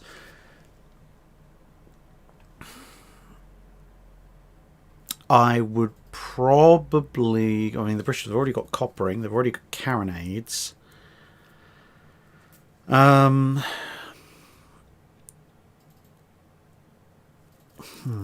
would probably go... I would probably go for the blueprints of the Seppings and Simmons reforms in ship construction design, because that would mean you've suddenly got access to much, much, much more timber. All the short timber that you couldn't use before, you now can. So the British ability to build and maintain ships has just gone through the roof. It's a simple structural concept, so it doesn't require any particularly special technology to teach people. And it means that older ships that were on the verge of wearing out can be repaired and brought back up to some semblance of useful service. Existing ships that just need a basic refit can be made even stronger, and you can start building substantially larger, substantially stronger, substantially more powerful ships right from the word go at the very close of the 18th century. So by the time you get to something like Trafalgar and the latter part of the Napoleonic Wars, and indeed the War of 1812, the latest and greatest in British ship design is going to be what to their opponents is going to seem inexplicably large frigates and ships of the line with substantially more guns and substantially more ability to obviously give out but also take punishment than they have any right to. Until, of course, one of them fetches up on the rocks somewhere and someone manages to figure out why.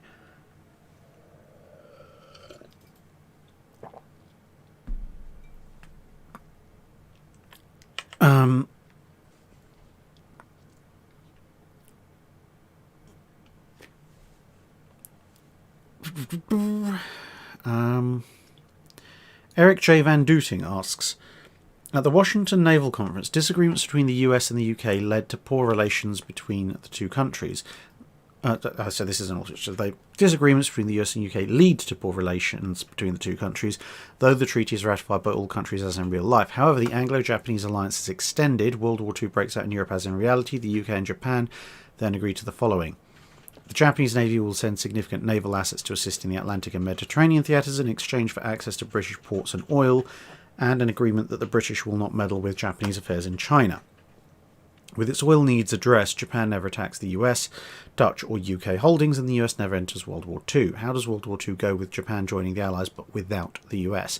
Well, the US will still trade with Britain because it's an opportunity to make stupid amounts of money on goods massively marked up for wartime prices. I mean, just as a point of reference, the Anglo-Japanese naval alliance being broken is pretty much one of the major preconditions for the Washington Naval Treaty happening. So, the whole thing is a little bit unrealistic on that count. But let's just assume we're going with it for the sake of the question. Well, if war breaks out in Europe, and this is the breakdown of forces, the Germans, the Kriegsmarine is not leaving Norway. Because, well, if the Japanese turn up, okay, fair enough, they'll have slightly less capable aircraft because it's 3940 instead of late 41. But, if the Japanese turn up with well, not even a Kido Butai, because they didn't really put that into effect until late 40-41, but they turn up with they're turning up with 6 carriers and a bunch of capital ships, cruisers, etc. They've got between the British and the Japanese, they've got enough forces, enough carriers, enough aircraft to completely lock down Norway. In fact, at that point, future historians are probably going to be arguing that the British let the Germans invade Norway, just tie the German fleet assets down in Norway so that their joint Anglo-Japanese attack forces could just hammer them into the ground. I mean, can you imagine Scharnhorst and Gneisenau thinking they're going after Glorious, and it turns out it's 4 Japanese carriers with full loads of torpedo bombers on their decks? That's not going to end well. And with the Kriegsmarine pretty much pulverized in the opening 6 to 8 months of the war, well, Germany's not going to be able to hold Norway. What is the Regimarine going to do when... Well, what's the Regimarine going to do when the Allies combined are showing up with 4 or 5 carriers to every battle, plus multiple battle cruisers with the Congos rocking up? Even the Congos can take on a Cesare or something like that.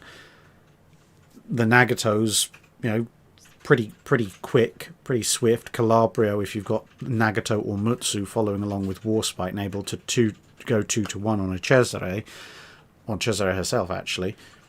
And then at some point round about the time of Matapan, the Japanese deploy Yamato to a gunfight with the British presumably trading them radar.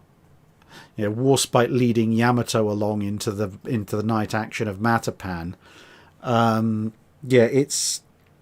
It's a pretty nasty set of naval dominance, because all these big fights are happening before, historically, the US gets involved in the war, and even once the US gets involved in the war, the US contribution to the European theatre isn't exactly... I mean, it's big, but it's not as big as it could be because the US has the Pacific War to focus on, whereas in this case, Japan's basically throwing anything it can spare into the cauldron early on, even when the Kriegsmarine is on its own. So very early on, it's the Marine Nationale, the Royal Navy, and the Imperial Japanese Navy versus the Kriegsmarine. That's just going to go horribly, horribly wrong for the Kriegsmarine. The flip side of it is, of course, that without US involvement in the war, the most likely they'll still trade with the Allies, but without the US getting directly involved as a belligerent, the single most likely outcome of the European war on land is that most of Europe ends up under the communist banner, because the British on their own, or the British with some Japanese assistance, are not going to be in a shape to do a D-Day style landing, which means that they're not going to be able to roll up Western Europe and liberate it from the Nazis, which means that the Russians will just keep going. Maybe they might be able to get France back once Berlin falls and most of the German army is committed to trying to stop the Russians. They might be able to then get in through a substantially weakened France and liberate France. But the Iron Curtain is probably going to be in the Ardennes forest. David B. It's the 1930s and you're in charge of the Hellenic Navy. You've been given all the money you need to completely rebuild the Georgios Avarov to make it the most effective ship possible. What modifications do you make in the rebuild? Every realistic option is opening, from lengthening the ship, replacing the engines, turrets, armour, etc. Also, you managed to sell off those 2 old pre-dreadnoughts for scrap and purchase HMS Tiger, do a complete rebuild on her. What effect does this have in World War II in the Mediterranean? It's not going to have any real immediate effect, because when Greece gets involved in the war, you have the slight problem of the fact that there's nothing that the Greek Navy can do to change the outcome, because the whole conflict is decided on land. Now, Georgios Avarov obviously escapes. The two Greek pre-dreadnoughts don't, so it's entirely possible that kind of loosely substituting for them, that the refitted Tiger gets hammered by the Luftwaffe and sunk in port. But it might escape. But if I was taking Georgios Avarov and doing an absolute all-singing, all-dancing replacement of everything I possibly could on her, there's a lot of options open.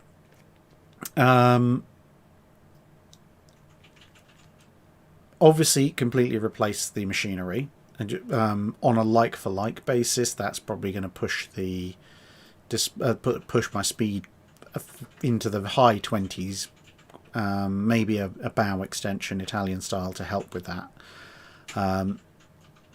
So if I'm doing a complete like-for-like, so maybe I can trunk one of the funnels. I'm going to keep the 9.2s. Knowing what's going to... Well, no, you see...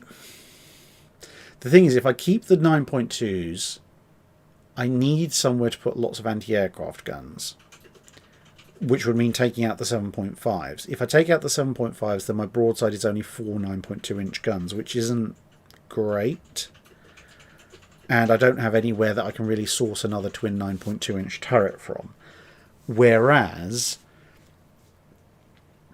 If I get rid of the 9.2s, if I've lengthened the bow, get rid of the 9.2s, reconfigure the aft section, and move the 7.5s into an all centerline super firing arrangement, which is, you can see it's relatively easy where to do that on the bow, on the stern, if you just move the mizzenmast a bit.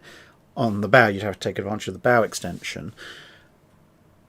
Then I have a ship that's now armed with 8 7.5-inch guns, so just a fraction off regular heavy cruiser firepower, but almost if not just as fast, substantially more heavily protected, and I've now freed up both sides of the ship to have quite a substantial anti-aircraft battery armament. So probably put 4 twin dual purpose turrets down each side, and then clusters of medium and light AA on the center line in between the turrets.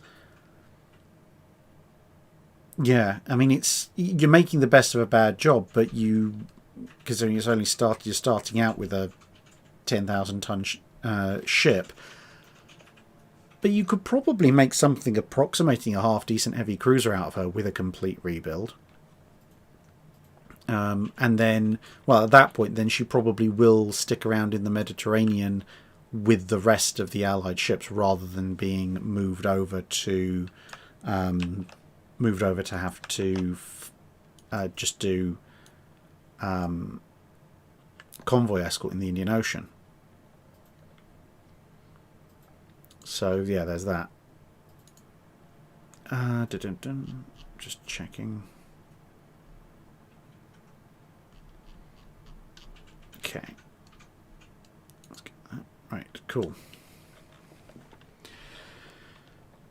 Colin Williams asks, he offers 2 options, and yes, I choose to yield, so now it's apocalypse then, according to him.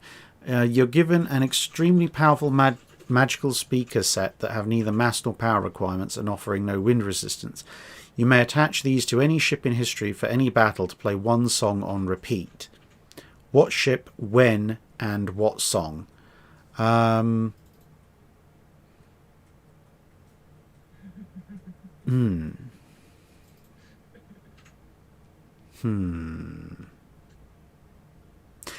Okay. I do like his suggestion. Warspite at Narvik playing the Imperial March up the fjords. That is a very, very good suggestion.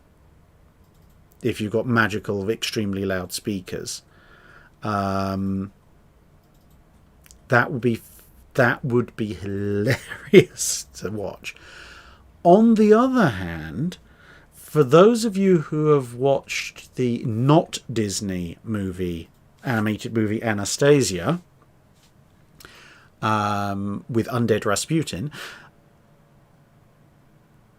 I'd be kind of tempted to go to the Second Battle of Guadalcanal, obviously with Admiral Lee, and take Rasputin's theme song while he's stuck there in limbo, in the dark of the night, and have that kick in just as Washington opens fire. If you don't know what I mean, go and type in Anastasia in the dark of the night. Either the Jonathan Young cover, which is very, very good, or the original, and have a listen. And now imagine USS Washington playing that as she rips Hiroshima apart. That would be quite fun. What else could we do?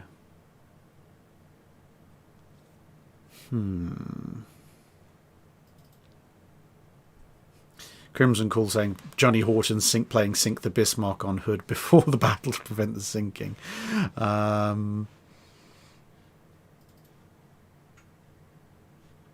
What else? Oh, Battle of Quiberon Bay have put the Pirates of the Caribbean combat music playing from Admiral Hawke's flagship. Definitely, that just fits. That just fits everything. What else could you do? Let's see, one or two others.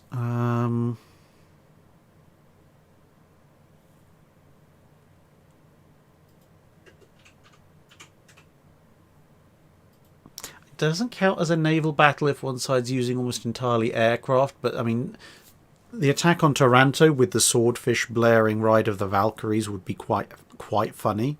It would confuse the heck out of the Italians.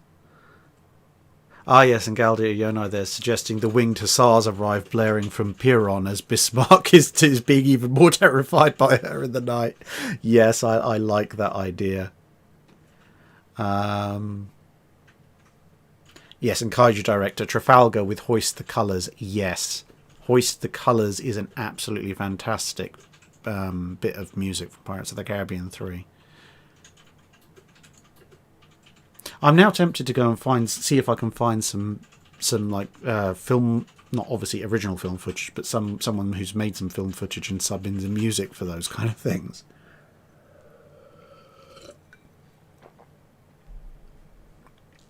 Oh, well, right, yeah, so that was quite a fun exercise. Blacksmith Panzer has put me in charge of the Marshal of Naval Planning, Construction and Strategic Planning of the Soviet Navy in 1936. Have to reconstruct and strengthen the Red Navy with the aim purpose of securing Soviet coastlines and laying the groundwork for eventual challenges to the dominant navies of the world, UK, Japan, US and France. For this purpose, you have a blank check in funding and overall authority. You know that the Germans are planning for war in 4 years. That you know their surface fleet is severely lacking compared to the British. They'll use the full might of their surface warships to support an invasion of the Soviet Union. Assuming there are no other drastic changes to any of the major navies of the world, how do you proceed? Let me just check if the one aircraft I can think of can carry torpedoes.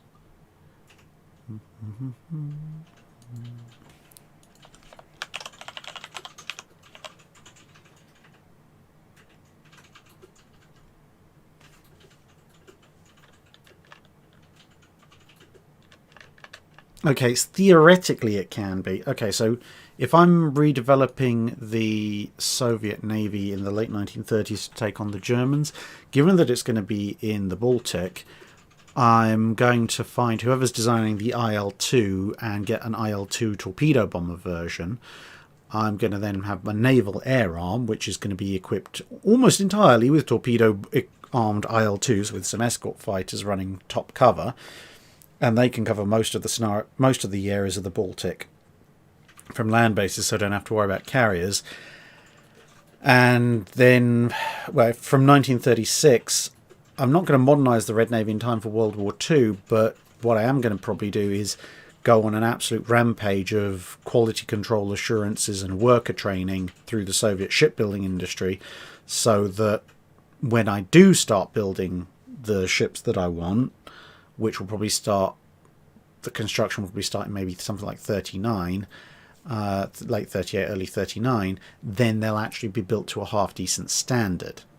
But yeah, 36 is too late to modernise, because the first thing you really have to do outside of building masses of torpedo-armed Sturmovix is you have to massively overhaul Russian shipbuilding industry first.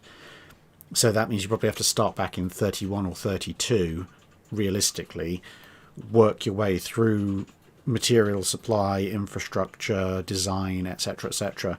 It's going to take you 3 or 4 years, and then if you start back then maybe you can start with a whole slew of new designs in 36.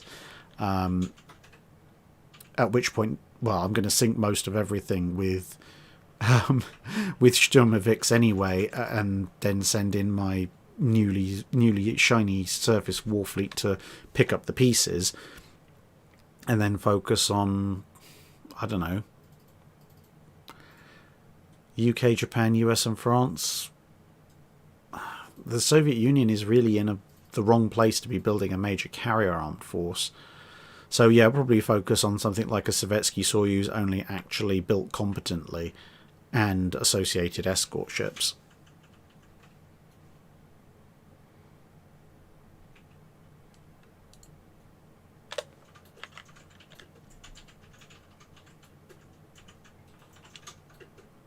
Michael McLeod saying there's a YouTube video of the Hood in profile leaving port with this Imperial March playing. That's pretty good. Yep, that would be pretty good.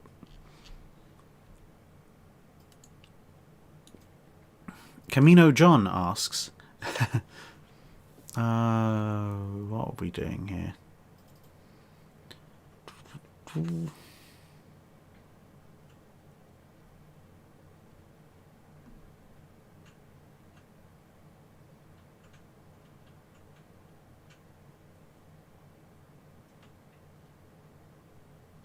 Okay, I'm going to have to I'm going to have to do that one in a separate video. That is a very, very long question. I'm not going to be able to do that in any kind of realistic time here.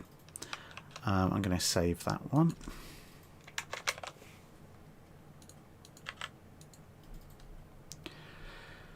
Ryan Donaghy. Just 82 of the 230 ships intended to form the Kriegsmarine Navy were ever produced, and Germany only acquired 300 U-boats by 1943, much too late in the war. How many U-boats do you estimate Germany would have needed to begin the war with to successfully stifle transatlantic shipping? In theory, 300 to 350. That was what everybody thought at the time. If nothing else changes. But as I've said before with this kind of question, in theory, yes, if you have 300 U-boats on September the 1st, 1939, you can shut down the Atlantic. The problem is, if you build 300 U-boats before and train all the appropriate crews, etc., before September the 1st, 1939, everyone's going to notice, and there's going to be a lot more escort ships waiting for you. So it's one thing changes the other, really. Graham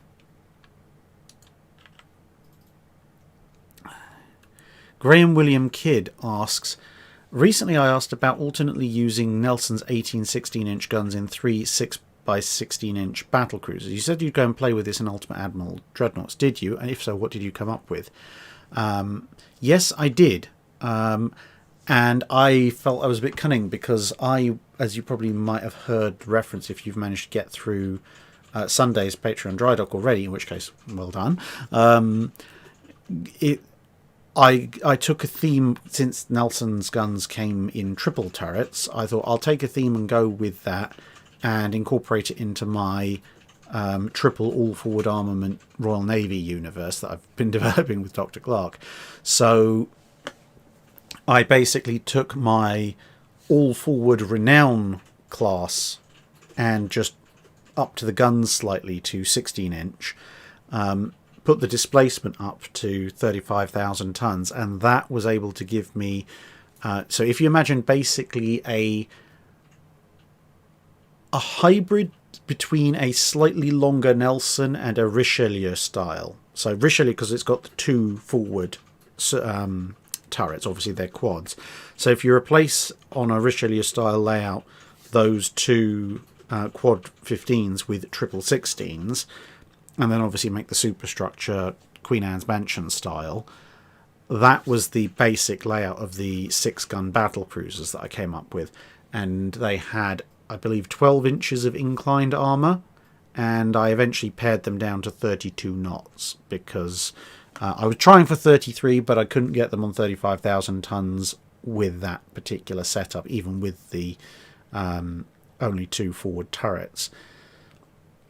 They're actually pretty darn effective, mainly because, okay, they've only got 6 guns, but you just point them at the enemy at a very slight off angle to give, maybe at 10-20 degrees off angle, and you make yourself a very, very difficult target, because you can just do a gentle S-weave back and forth. It doesn't affect your chances of hitting too much, but it throws your enemy's gunnery solution off, plus, as I said, you're a fairly small target in the first place.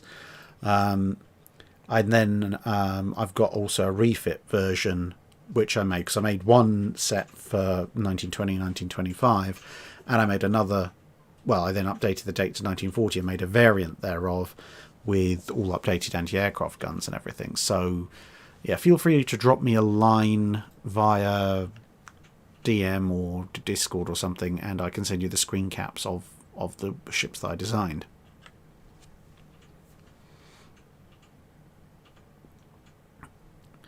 Goose Rizbos asks, many admirals and politicians have had ships named after them. If they could see all their ships, would they look like a child at Christmas, or would they look like they just bit into a lemon? I mean, considering that most of them will be looking at ships from the far future, which are therefore usually going to be bigger, more impressive, and slightly bewildering in their technology, I suspect most of them would probably be fairly happy with what they got. I mean, naming ships... ships named after admirals are fairly common across the board. I imagine a fair number of admirals who've got multiple ships named after them, like Nelson, Anson, Howe, etc., would be very pleased with the fact that their names are considered good enough to persist all the time. Admiral Duncan as well, always sneaking in clutch with various ships named after him that no one ever seems to recognise. The politicians might throw a little bit more of a strop. I mean, some of them... naming after politicians is a little bit rarer. The ones who've got like a US supercarrier named after them obviously are going to be fairly happy. But I suspect there's probably a fair few politicians out there who, upon finding out they've had a frigate or a destroyer named after them when the Navy in question is running around with big cruisers, battle cruisers, etc., they may be a little bit more kind of side-eye about it. It's like, what did I do? Why should I could have done more, that kind of thing. So yeah. Mason asks, what if the Soviet fleet had sortied in September 1941? And then links to a discussion about it. It probably dies horribly. I mean, yes, in theory they've got one... Well, no, they don't even have one more battleship. September... I mean, if the Soviet fleet sorties, yes, Bismarck is sunk, and... I mean, the thing is, you take 2 Gangerts out against Tirpitz, Tirpitz is probably going to win. Tirpitz can just play keep away with them. until it destroys them, which isn't going to take too long, to be perfectly honest. They're not exactly the world's most heavily protected. They weren't the most heavily protected battleships at the time they were built, let alone by World War II standards. Yeah, there's a few Kirovs. The Germans can throw a few Panzerschiff and Hippers at the problem. And, you know, even if you accept for a moment that the German heavy cruisers available are kind of going to stand off with the Kirovs, Tirpitz versus the two Ganguts is really an open and shut book. So once the Ganguts are dealt with, Tirpitz can wander over and help whoever's left finish off the Soviet cruiser forces. The destroyer fight is going to be a bit interesting because neither side has that many destroyers, but the German ones are a little bit more modern overall. So, I mean, if the Soviet fleet sorties, yeah, they're going to damage the Kriegsmarine. They might sink a few of the cruisers, definitely sink a few of the destroyers, but they're just going to lose the Baltic fleet for not really much gain. It's not like the Kriegsmarine was ever going to challenge anyone else for naval dominance at that point anyway.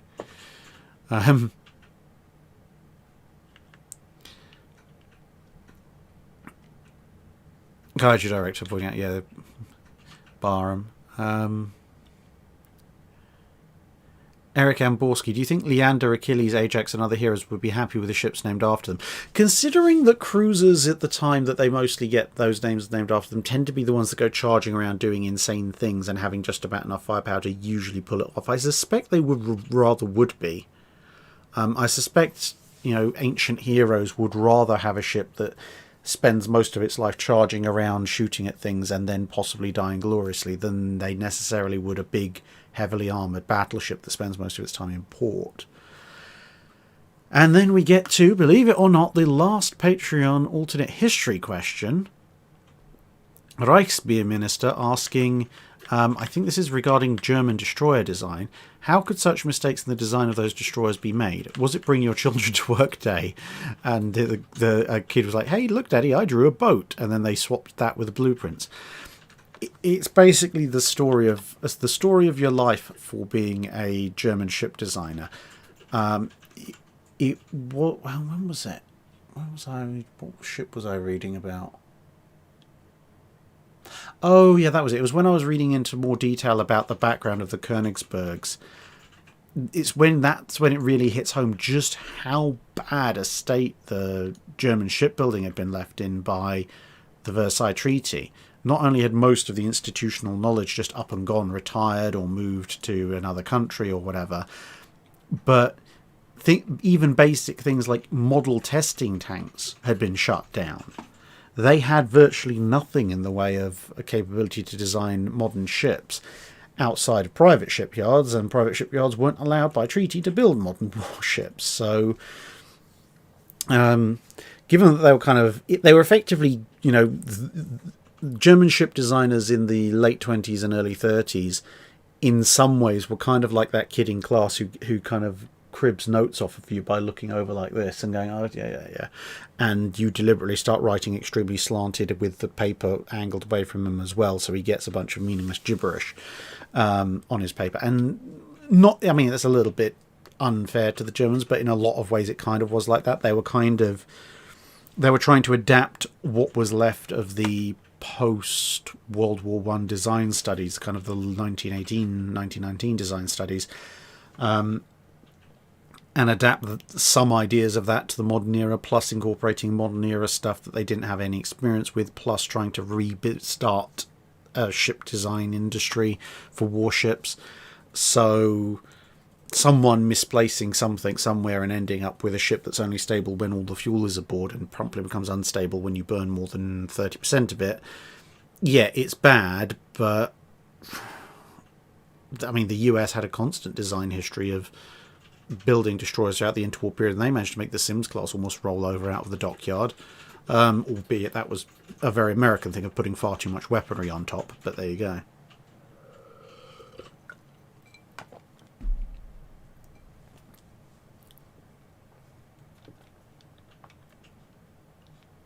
Right. So, with the Patreon questions over, I can try and catch up on the Super Chat questions. Bob Fry says, see you at USS Constitution on Sunday. I hope sailing gives you access to some of the normally closed off areas. I believe so, and I'm looking forward to seeing you on USS Constitution, assuming that all of these issues... For those of you unaware, because apparently nobody in the UK thinks more than 4 weeks ahead, there's loads of security queues and flights being cancelled, etc. in the UK,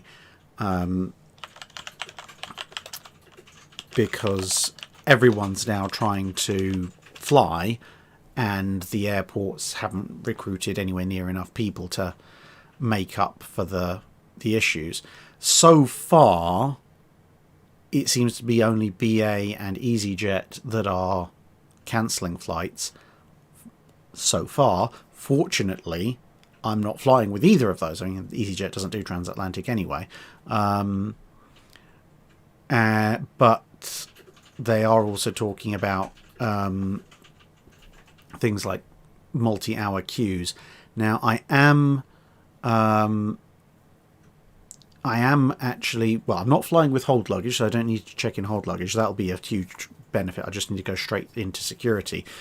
The security queues are going to be quite long. But I have left plenty of time to get on the plane. But I will be checking with the airline tomorrow as well to make sure that everything is fine.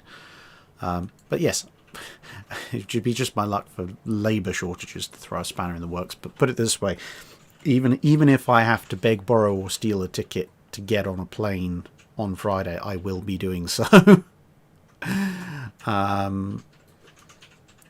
Adam Bauman, do you think the Ship Girl anime like Azure Lane and Kantai Collection has helped to draw people into the naval history space? Probably. I mean, I have noticed that what I'm taking it are certain ships that are very popular in these things. When I do a 5-minute guide on those ships, you get the inevitable comments, oh, this is my favourite ship in this, that or the other anime. But it does seem to also have an increased number of views, so I'm guessing, yes, it is making people more interested in the historical ship, which is a good thing, I suppose. I think. Not that I really know anime very well, but yeah. Liang Wang asks, playing Hearts of Iron 4 prompted me, how do navies actually force capital ships of each side to fight and not just sit in ports, the fleet not being considered? In other words, how do navies prevent Jutland? To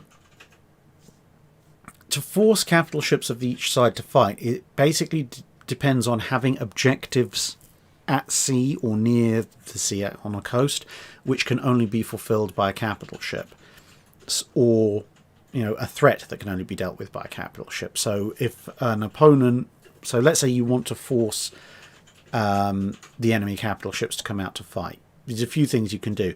You can, if you have your ships at sea and your enemy doesn't, you have command of the sea. So you could use your command of the sea to try and move a large convoy full of vital supplies to your home country to strengthen your war effort. Or you could use transport ships to move a large contingent of troops to fight the land war against your opponent. Or something like that. Basically something where if it's destroyed, it's either going to cause massive loss to you and or prevent massive loss to your enemy. If you then escort it with some capital ships of your own, then if your enemy wants to destroy it, the only choice they have is to come out with their own capital ships and make you fight.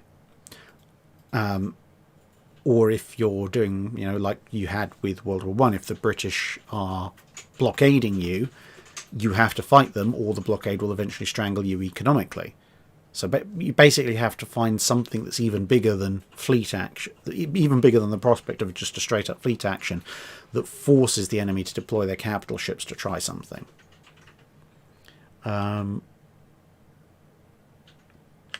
Redneck Fury. I heard it theorised that the 15-inch 42's consistent accuracy may be a result of its shorter than normal barrel for its calibre.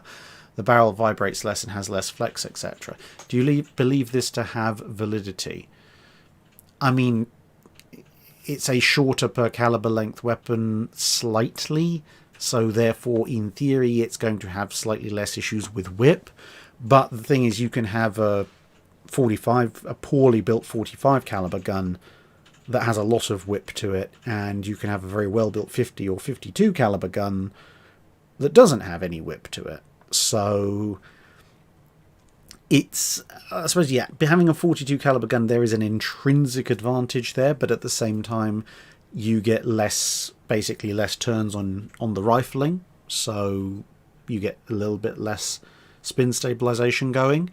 So it's a bit of a trade-off.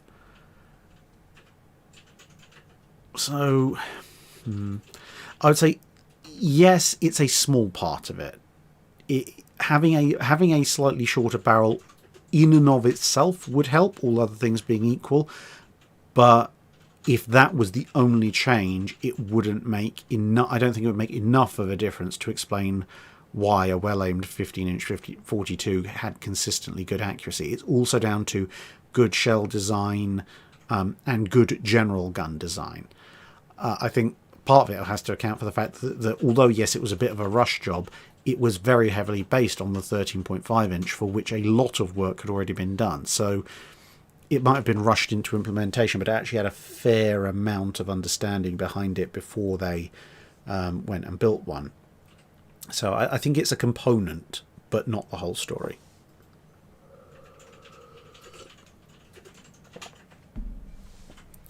Almost out of Iron Brew. Forward on to UNSC Forward on to Dawn asks, on a recent Bilge Pumps episode, you talked about the Ukrainians reviving privateering against Russia. Actually, I think that was Sal. What would the most ideal modern vessel for this, or which museum ship would be the most suitable? Well, I will take that on to the next Bilge Pumps episode I record, because it's interesting, but it's also post-1950, so not really suitable for the channel. Sorry. Or alternatively, drop me a message or a DM and I'll write something to you. But yeah, I am still sticking to my no post-1950 stuff, especially that particular topic on this channel, at least.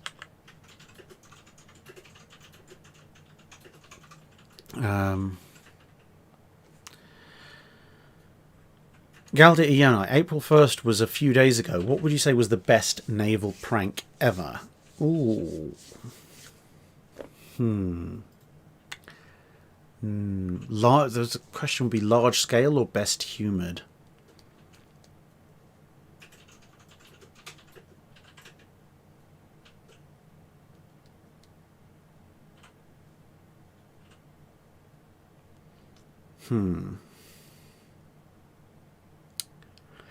Okay, so this one was told to me by a veteran of the Royal Navy.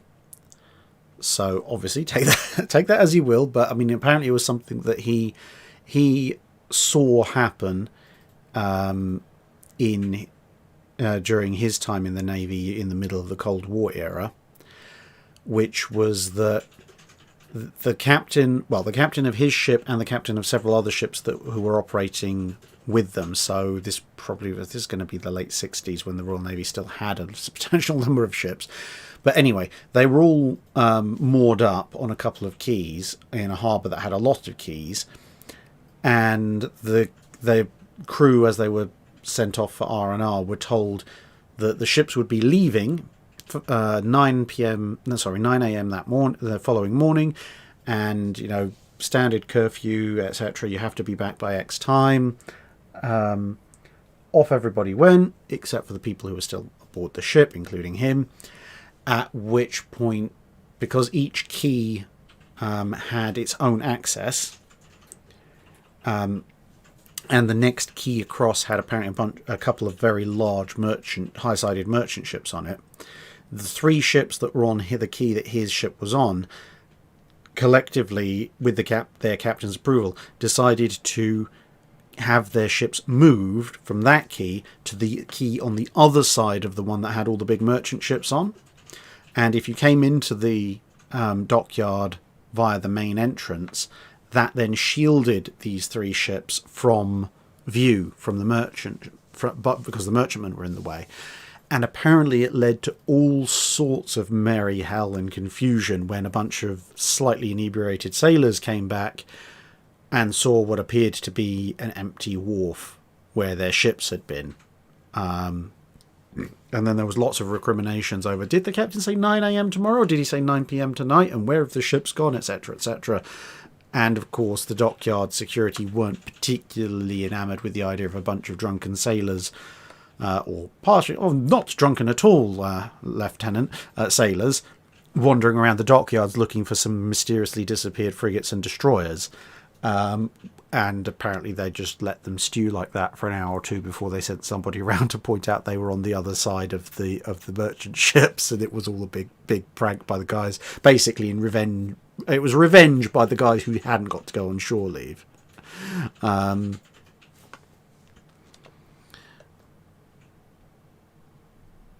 yes, Don Giovanni and Kaiju Director pointing out the Dreadnought hoax was also a fairly good one as well. But I just remember that particular story, and I was always very amused by that.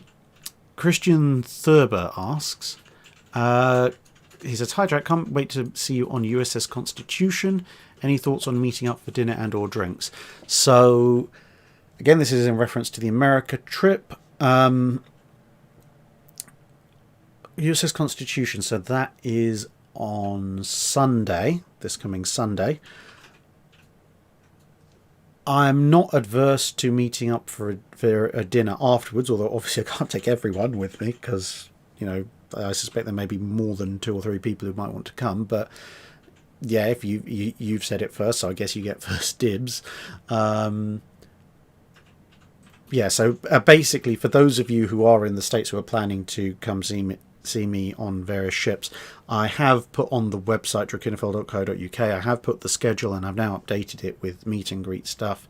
So effectively what it runs as is 2 o'clock in the afternoon at the various museum ships, meet up if we're on a battleship or a cruiser or something at the aft guns or equivalent position on another ship. So if we're on Midway or Yorktown, the aft third of the flight deck.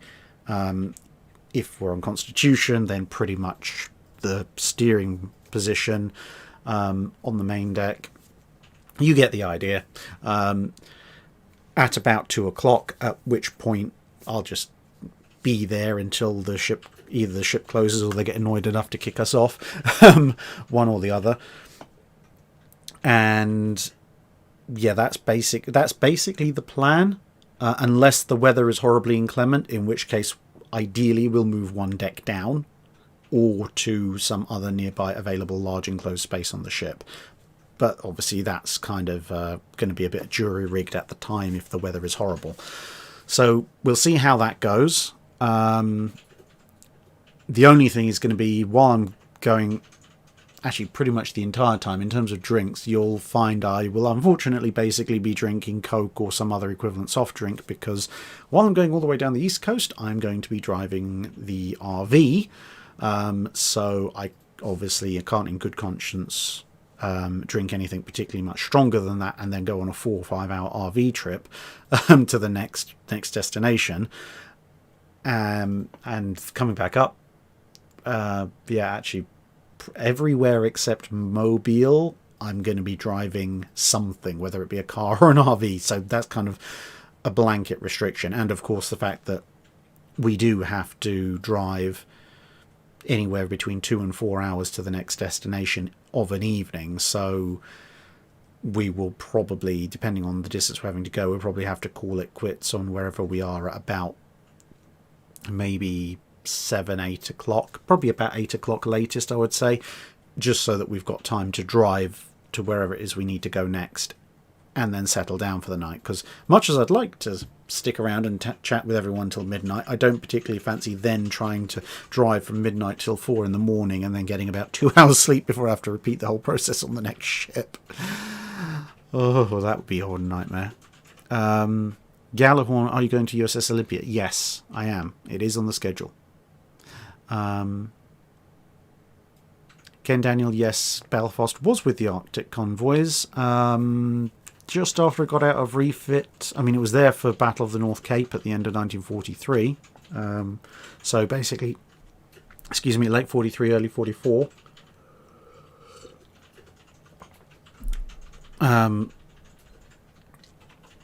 But in a second, I'll read out the schedule. I'm just getting through the super chats. Sir Liv asks, what would you consider to being? Would you consider being a guest on the Well, There's Your Problem Engineering Disasters podcast by Justin Rosniak? Sure, if they want me there. Galdi Ionai has a non-naval question. You've got lots of models and miniatures. Yes, I have. Have you ever considered getting into Gunpla? I suspect Mrs. Drac would probably kill me. I have a lot of models. I haven't built and painted. I've got an entire Canoptech Necron army sitting on the other side of this camera waiting for me to build it. And that's not including the Battle of Gothic, the Dystopian Wars, the Victory at Sea, Black Sails, etc., etc., etc. that I haven't built and painted yet. And yes, I know an army made up entirely of Canoptic constructs in 40k is not exactly that efficient. I don't care. I like the idea.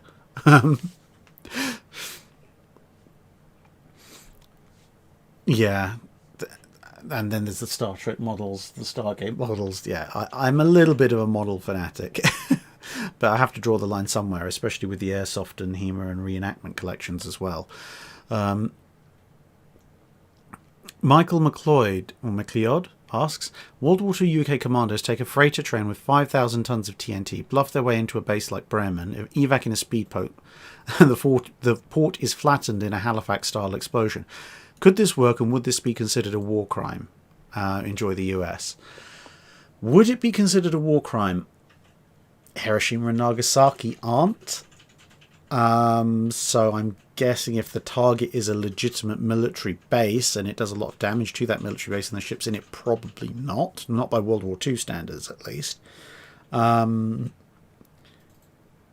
it work? Getting a large train of something into a base could be done. There are certain naval bases that have full gauge rail tracks pretty much right up to the port side. I'd be a bit more concerned as where you were finding a German train loaded with 5,000 tons of TNT, though. I mean, yes, you could get trains full loaded with explosives, but one, they're unlikely to weigh 5,000 tons, and two, no one's going to really accept the paperwork for a train load with 5 kilotons of TNT going straight for a port. That kind of train load, if it ever existed at that kind of weight, would be going to a munitions factory. I mean, I guess you might get an ammunition train. It's going to be a lot smaller bang, but it could be done. I mean, if you want a bang that size, you probably would want, rather than hijack a train, would probably be to, I don't know, take over a pilot boat and hijack a freighter full of explosives and munitions that was coming into port instead, and basically use it as the world's biggest fire ship. At which point, yes, you could do it, and no, it probably wouldn't be considered a war crime. They'd probably get medals for avoiding the blast wave. Admirals King and Rozesvensky are swapped around. Assuming they know the language and are miraculously accepted in their new navies, how does that go? It's going to go a lot better for King, because obviously he knows what's happening and what's going to happen. And assuming he has command of the language, he's probably just going to sit everyone down and beat them into shape. And probably just, yeah, I suspect things like maybe the Madagascar stopover or the one they did in sort of the Southeast Asia, he'd probably just sit there and wait, and probably be sending a lot of correspondence back about refitting the shells and everything. He might try exploiting some other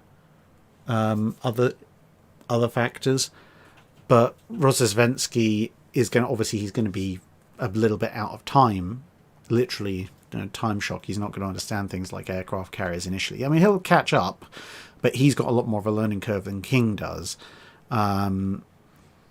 Plus, I mean, whilst Rozesvensky is a pretty good admiral, pretty good leader, he does have believe it or not, a little bit more of a unpredictable hair trigger compared to King. So, I mean, he'd probably get stuff done, but there'd be a lot more missteps than when King was in charge.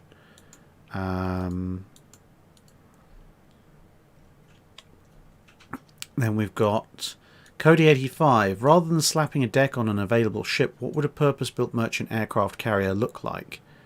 And what would the war look like if the UK or US started building them in 37?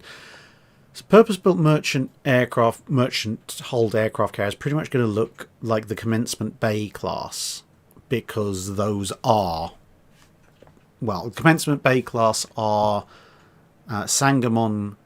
Well, the Sangamon class carriers are based on oil tankers, T3 oil tankers, and the Commencement Bay class are took the lines and principles of the Sangamons and just built them as carriers from the ground up. So that is basically what a purpose-built merchant aircraft carrier looks like.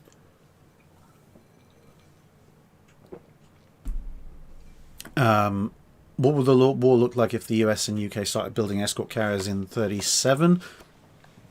A lot easier, because obviously if you start in 37, so that means you're going to have your first ones hitting service in early 39. So you're going to have you're going to have both considerably more flight decks and continuous waves of reinforcements of flight decks right from the beginning. So your anti-submarine warfare efforts are going to be a lot more successful to start with, and you have probably at least early on spare escort carriers to help you with other things like the Norwegian campaign and so forth. Excuse me, because I'm now out of Iron Brew. The Legacy asks, what's your favourite fictional ship that is from the time equivalents of anywhere between the Age of Sail and World War II, i.e. things like the Black Pearl? I mean, obviously my favourite one is the Thunderchild, by a long way. Other than the Thunderchild, Age of Sail to World War II fictional warships. So the problem, this is falling back on my don't read naval fiction problem, or well, don't read all that much naval fiction, because I usually got too much going on trying to look up the real history. Yeah, I'd have to go with Thunderchild. I mean, the Black Pearl's, I like the Black Pearl just as a story ship, but they, to a small extent, ruined it for me by actually giving it official proper stats and everything, you know, and they were clearly written by someone who had no idea what they were talking about, because if you look at the official Disney stats, the Black Pearl's armed with 6-pounder cannon. It's like, I'm sorry, since when did half a dozen 6-pounder cannon have the capability of ripping apart first rate? Oh yes, Wayne Lamb pointing out Captain Nemo's Nautilus. Yes, so many interpretations of the Nautilus, but I absolutely do love the Nautilus in many ways, shapes and forms.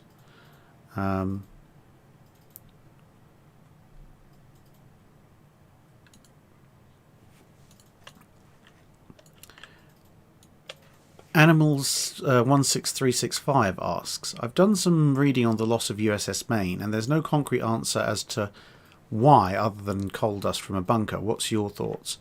Well, I think the theory that I've seen as the most common, or the most plausible, is fire developing in a coal bunker, which then heats up the intervening bulkhead enough to set off the ammunition. That seems the most plausible to me. There's no real evidence that the Spanish did it. They've got no reason to, and there was no once you've actually looked at the physical evidence, there's no evidence of it, which means that something made the Maine's magazines explode. That something had to be internal, which means you're either looking at internal sabotage, which is fairly unlikely, or you're looking at a source that's external to the magazines but internal to the ship. US ammo isn't unstable enough to just cook off on its own, and coal fires in the kind of coal that Maine was carrying were known as a semi-regular occurrence, and experimentation shows it could have set the ammunition off. So I think that's probably the best way to, the best and most likely explanation for it all.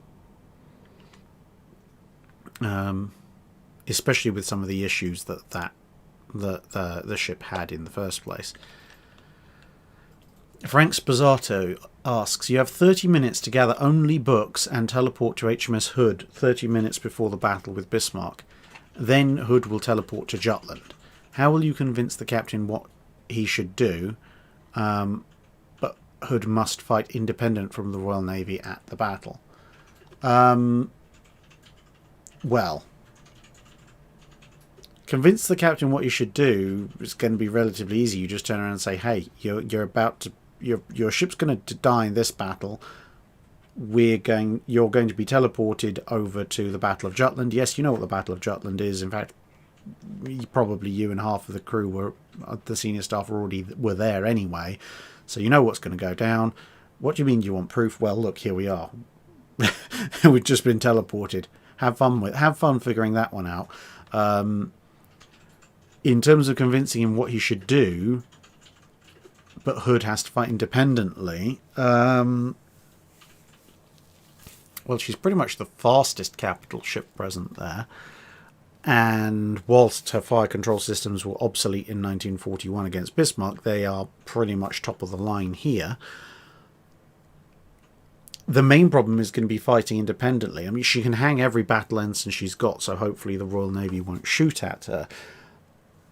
But where exactly she goes if she's acting independently is a problem. She can't go south of Beatty because she'll run into the High Seas Fleet.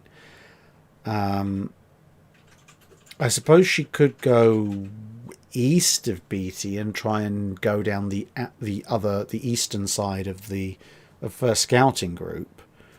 There are a bunch of destroyer flotillas hiding over there, but she can engage at fairly long range, and then the destroyer flotillas...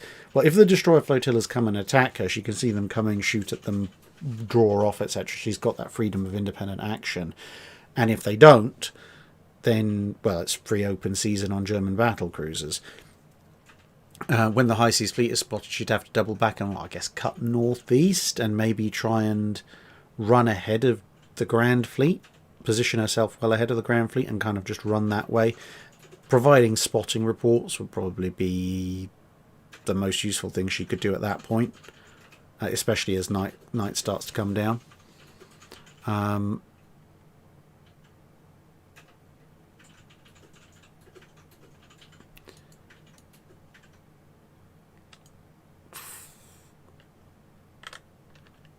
Connor B asks, a Kriegsmarine officer commenting on the state of the German Navy in World War II. It gives us nothing more than an honourable way to die, or something along those lines.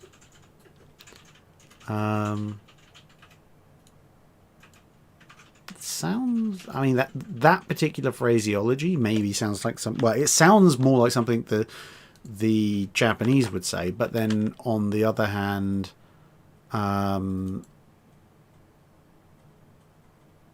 the Japanese in the Imperial Japanese Navy probably wouldn't say that. So yeah, I mean, it rings a bell as something that, or some similar sentiment might have been expressed. But yeah, maybe drop me a line on that again via message, and we can search out where that comment may have come from originally. After I get back from America, at least. Stephen Farrell, swap out USS West Virginia for USS Washington at the Second Naval Battle of Guadalcanal. Would a refitted West Virginia be as effective under Admiral Lee during the night action against Hiroshima? No, because she's too slow. She wouldn't get there in time, and even if she somehow magically did get there, she wouldn't be able to obviously have the speed to stay in and get into and stay in the positions that Admiral Lee managed to put Washington in. In terms of absolute gunfire, sure, I mean, 16-inch 45 is... It's a different 16-inch 45 on Colorado as it is on Washington, but either way they're going to smash up Hiroshima pretty nicely. It's more about whether or not she's actually going to be there in the first place. She's got sensors and all of the rest of it is all there. It's the speed that's the big problem. Sage of Irrelevance. What happens if the Italian surrender comes several days later and the Italian Navy has made its large-scale sortie against the Allies? It depends where along that sortie is. If they've just left harbour, if they're on their way, then, well, the message gets transmitted, everyone stands down, everything, everything's happy. They'll probably sail straight towards internment at that point, or something along those lines. If it comes later enough that the Italians have actually made their attack on the Allies, that could be a little bit more interesting, because it's going to be far too late to affect the negotiations. The Allies aren't likely to change their terms. But, although the Italian fleet doesn't have a chance of breaking through the total Allied fleet screen, it's far too big and far too powerful, they do have more than enough capability to inflict a lot of casualties, especially if they're doing an all-or-nothing, do-or-die charge. And the Allies may not be so keen to go with internment and a co-belligerent navy if they're sitting on, several thousand casualties at the end of a prolonged naval battle. Yeah, that could make for some very awkward situations. Also, Sage of Irrelevance. If Hornet isn't as damaged as the Americans think she is, when the Japanese find and board her, they manage to stop the flooding and get her moving. What's next? Well, given the Americans have ceded the field at that point, there's not a lot they can do. If the Japanese manage to get Hornet moving, they're probably going to sail her back to Japan, probably stop by truck or somewhere like that on the way to patch her up further.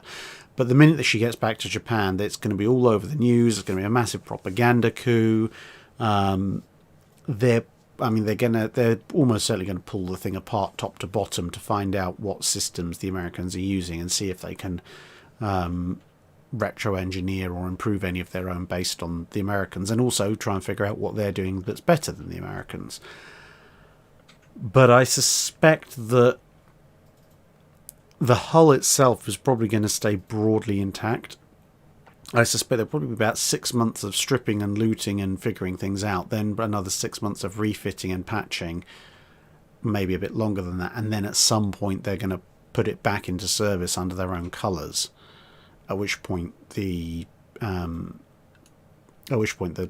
Americans obviously have another carrier hull for them to go after and sink. SPR Ninja says, I'm afraid this is it for me, comrades. I've come under attack from Japanese torpedo boats from all directions. How do they even get to New Zealand? The torpedo boat works in mysterious ways, my friend. The torpedo boat works in mysterious ways.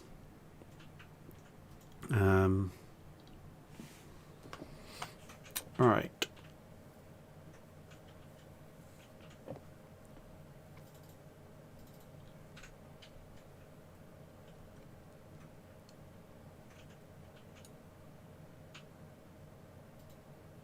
Okay, clarification to Frank Spossato's question is, you have 30 minutes, this is the Hood teleport question, you have 30 minutes to gather books and only books. You would then teleport to HMS Hood 30 minutes before it's to participate in battle against the Bismarck that destroyed it. After the Hood teleports to use the Battle of Jutland, what books and tactics would you use at Jutland with HMS Hood by itself? And how do you convince the captain what to do? Well, basically, as just a slight variation on what I said before, I would probably take a copy of the Doolin and Garsky and Duran's book on Bismarck, because that's fairly comprehensive at showing what the problems were with Hood, so they can be fixed shortly thereafter. That's more of a long-term thing. To be honest, the other two books I'd probably take is a copy of the official dispatches of the Battle of Jutland, because that's got loads of interesting charts in it. Okay, 3. Scheer's autobiography, because that tells me what the Germans are doing and thinking. and Campbell's Jutland 1916, an analysis of the fighting, because that has all the charts and narratives that basically tells me exactly what both sides are doing. And between those three books, I know what both sides are doing, where, when, and how they're doing it, and therefore where I need to be. I hope that the teleport itself is, you know, convincing enough, and then I say, well, look, this is exactly how everything's going to play out. This is where we can do the most good. Done that. SPR Ninja asks if at the London Naval Treaty the Royal Navy is allowed to scrap the R's, Centurion and Iron Duke, giving you 200,000 tons to build with, what do you want and what do you build? Well, London Naval Treaty, if you remember the video on the King George V's, there was a 16-inch battleship that the Royal Navy had planned within the design spec. So that was 4 twin 16-inch guns, so 2 turrets forward, 2 turrets aft, super firing, with a kind of Nelson-style twin 6-inch secondary battery and turrets along the side. So I would probably, well, the design's good, ready to go, pretty darn powerful. I mean, it's a fast battleship with 16-inch guns. So I would probably take that idea and just modify the secondary battery, you know, tidy up the superstructure a little bit so that in the future I can add plenty of 20mm and 40mm guns to it, but remove the 6-inch twin turrets. And considering that London Naval Treaty, we're talking about around about the same time that Ark Royal's being designed, so once again I'd be asking the Admiralty to put in lots of my beloved twin 4.5-inch down the sides instead. And though that would be my class to build, because they're in 35,000 tons apiece. That's 105,000. So 200,000, that gives, I'm actually 10,000 tons short. So maybe I can do a little bit of weight saving, trim a few bits here and there, because over 6 ships I have to save about just under 1,500 tons a ship. I'm fairly sure I can finagle that, especially with playing around a bit with standard displacement. If I repeat the Nelson's trick with water in its torpedo protection system, I'm pretty sure I can pull that off. Lian Wang, are there instances of designers saving on tonnage by packing sailors in like tuna, or is it not worth the trade-off? There are plenty of instances. I mean, in the age of sail, you lived, slept, fought, and died on the gun deck, sometimes above the very gun that you served on. And for a long time, it didn't really get much better. Crew comfort, let's say, has not exactly been foremost in most warship designers' minds. I mean, even these days, on what are apparently, you suppose, comparably luxurious vessels, you get a decent enough sized bed to sleep on and a little locker for yourself, and that's the height of luxury, apparently. So it's not so much are there instances of packing sailors in like tuna, it's just more a question of how packed do you want to be. The Japanese Navy was one that particularly seemed to believe in just ramming everybody in together.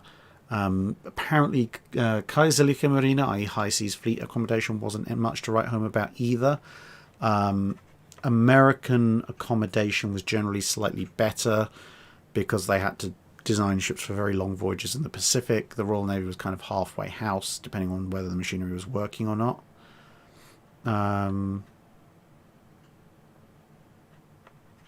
So yeah, that it is a little bit all over the place.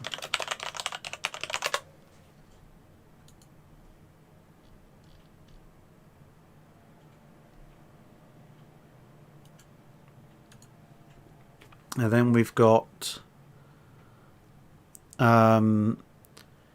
Keth Templar. how would or could HMS Agincourt be modernised? With great difficulty. She's basically she's a variant on the pinnacle of second generation dreadnought technology. If you were going to modernise her, you basically can't make her a viable battleship, I think, long term with modernisation. She's not got the most displacement to play with. She's got relatively thin armour. She's got basically the same armour as Lion, Princess Royal, Queen Mary and Tiger. She does have a lot of turrets. Though, so if you were going to modernise her, she's also very long, I'd probably go for full... It's similar to what was being discussed actually earlier in this live stream. So full machinery replacement with modern machinery, slightly rework the bows. You've got 7 turrets to play with. I'd say take off at least 2, possibly 3. Actually, take off 3, put in a bit more machinery to get her speed up even more, push her with a hull revamp and everything, push her into like 28, 29 knots territory.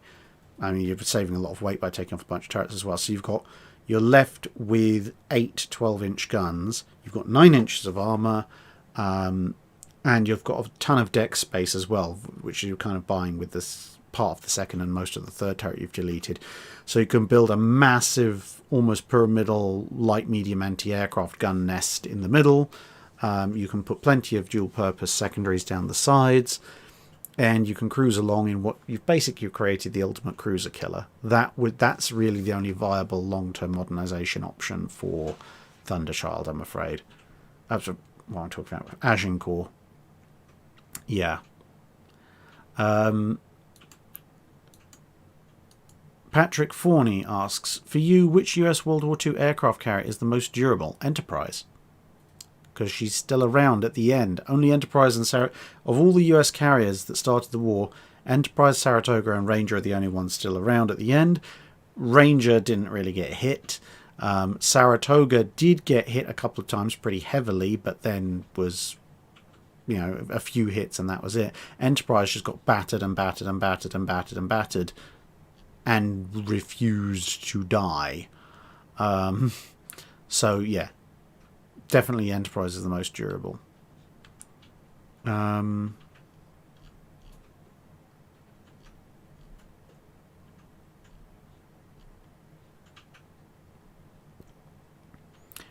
McCaskill asks, how did concrete ships not break apart in the waves due to lack of flexibility and tensile strength? Was there a hard length limit for this reason? So the concrete ships that were built were massively rebarred.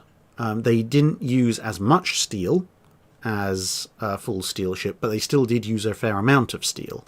So there was a huge amount of steel rebar, which obviously gives concrete a decent amount of strength in tension. And when you look at them, if you look at the hull of a concrete ship, it's really thick.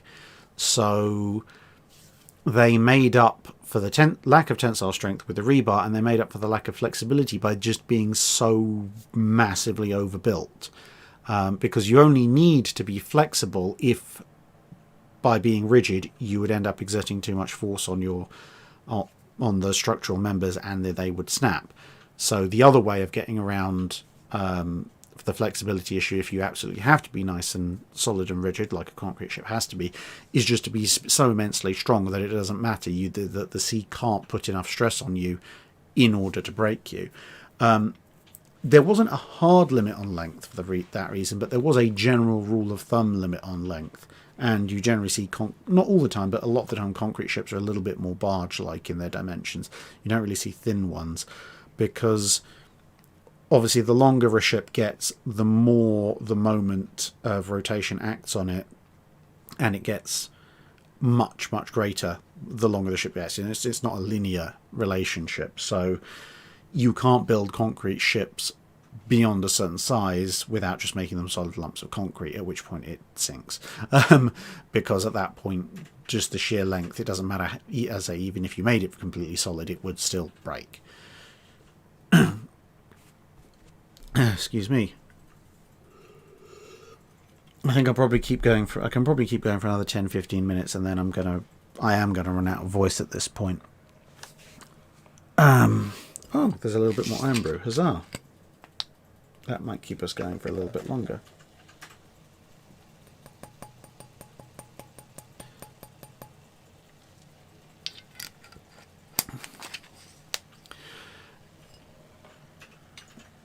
Jeffrey Barney, was the US going with a 2,700 pound 16-inch shell worth it compared to the sacrifices? Better deck penetration at the expense of belt penetration. Well, in hindsight, it doesn't really matter that much because the Iowa never fought another battleship, so they could have been they could have been loaded with AP shells made of marzipan and dreams for all that it actually matters. But if they had theoretically come across a battleship, as I said before, it's marginal because it's a 16-inch 50 caliber gun and a well-designed one at that, so it still hits like a freight train. But personally, I wouldn't. Personally, I would have built a more conventional 16-inch shell with better belt penetration, because then that shell's going to be moving at warp speed, and it's just going to be like, oh yes, look, there is a massive great hole going all the way into the deep vital parts of the ship we really, really don't want a large caliber shell to be in. The super heavy shell, it takes a little bit longer on flight time, and realistically in World War II you're not really going to be fighting many battles at the ranges where the slightly better deck penetration is going to help you.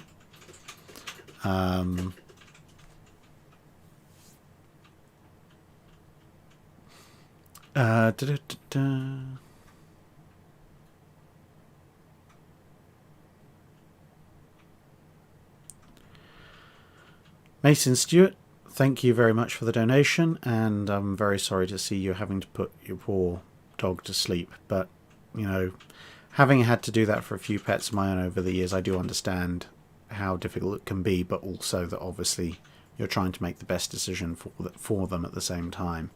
To be honest, it's one of the reasons why I don't tend to go with long-lived pets. The longest lived pet we've had was Kiki the gecko, who lived to 12 years, and yeah, we didn't even put her down. She passed away of natural causes, but that was a really, really emotionally wrecking time to go through.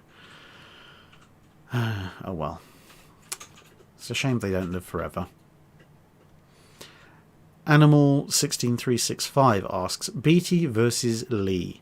Both are in their prime and sailing a Nagato-class battleship. Who wins? Lee, of course. He can shoot straight.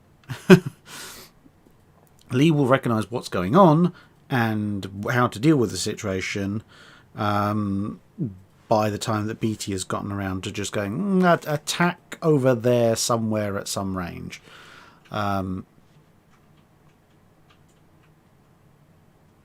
Jones one says he checked the Die With Honour quote. Admiral Raeder said if the German surface fleet fought the British, all they could do was prove they knew how to die with honour. Yeah, that sounds like something Raeder would say. He was under no illusions. Tim Gagliano, thank you very much.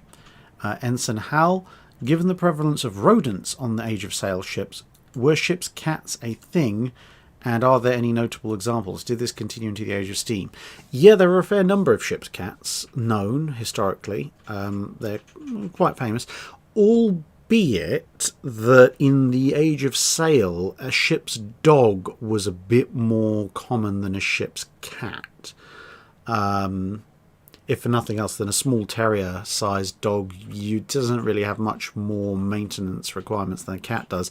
Is a bit more personable than a cat, and is able to go through a lot more rodents than a cat. Basically, when you're on an Age of Sail ship where there may be dozens or hundreds of rodents, and it's a much more serious problem, and you basically need something that's just going to go through them like a knife through butter, you have a terrier. When you're a little bit more concerned with pampering the thing and occasionally catching the occasional rodent that might be a bit of an annoyance, then you get a cat. There are exceptions, obviously, to both sides of that equation. But I mean, even in World War One and World War Two, there were a fair number of ships with working mascot pets that were dogs. Ships' cats, whilst they're more common in the 20th century, are still competing with dogs quite extensively for the position of ship's mascot in the World War One and World War Two. And as the legacies point out, yes, I did do an episode on ship's cats. I literally did a cat video.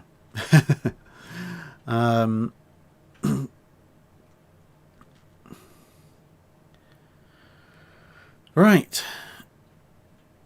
So, that's, I believe, the Super Chat questions caught up with. Now, let's have a look at some of the chat questions for as long as I can keep going. Bear in mind, I do actually still have a bunch of stuff to do in the morning for the channel before I'm allowed to go to America. Anyway, Ramal asks, what is your favourite naval patrol aircraft in World War II from each of the warring superpowers? Catalina, PB-4Y Privateer, or Short Sunderland? For the British, the Sunderland, although closely followed by the UFO Wellington, with a massive anti-magnetic mine circle thing on it. For the US Maritime Patrol, I like the Catalina.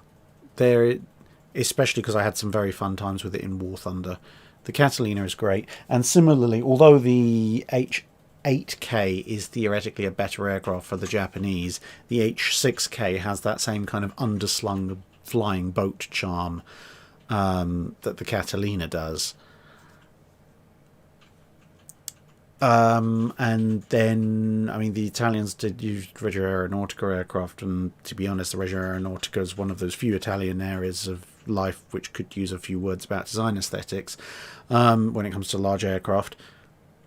The Germans, the Viking, or Viking, however you want to pronounce it, the massive 6-engine Blohm & Voss flying boat, just for the sheer implausible ridiculousness of it.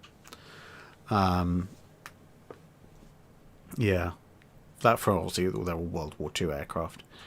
Eric Amborski says, Gangert, while on operation in the Baltic, is sent to October 1904, leaving a bank of fog to see the 2nd Pacific Squadron. Can it survive the imminent hail of panic gunfire, and would they help? Depends when it's from. If it's still Gangert from the Imperial era, of course it would help. If it's Gangert from the Soviet era, then maybe a slightly different answer. Can it survive the imminent hail of panic gunfire? Probably. Not like much of it's going to hit, unless you're talking about right up at the like a few days before the battle. And even if it does hit, okay, the Gangert's not the best protected of ships, but it is all over protected, and Krupp steel, yeah, it can probably survive long enough to persuade everybody to calm down and let them help out. Knight 6831, how ridiculous in your opinion is the against all odds Hood fight? The against all odds Hood fight Yamato by herself and survives. Rodney gets sunk by Scharnhorst. Littoria gets sunk by the French battleships Provence and Paris. Refitted Hood. I've not seen the against all odds fight, so I have no idea what that is. Is that a animation? Is it a series or what?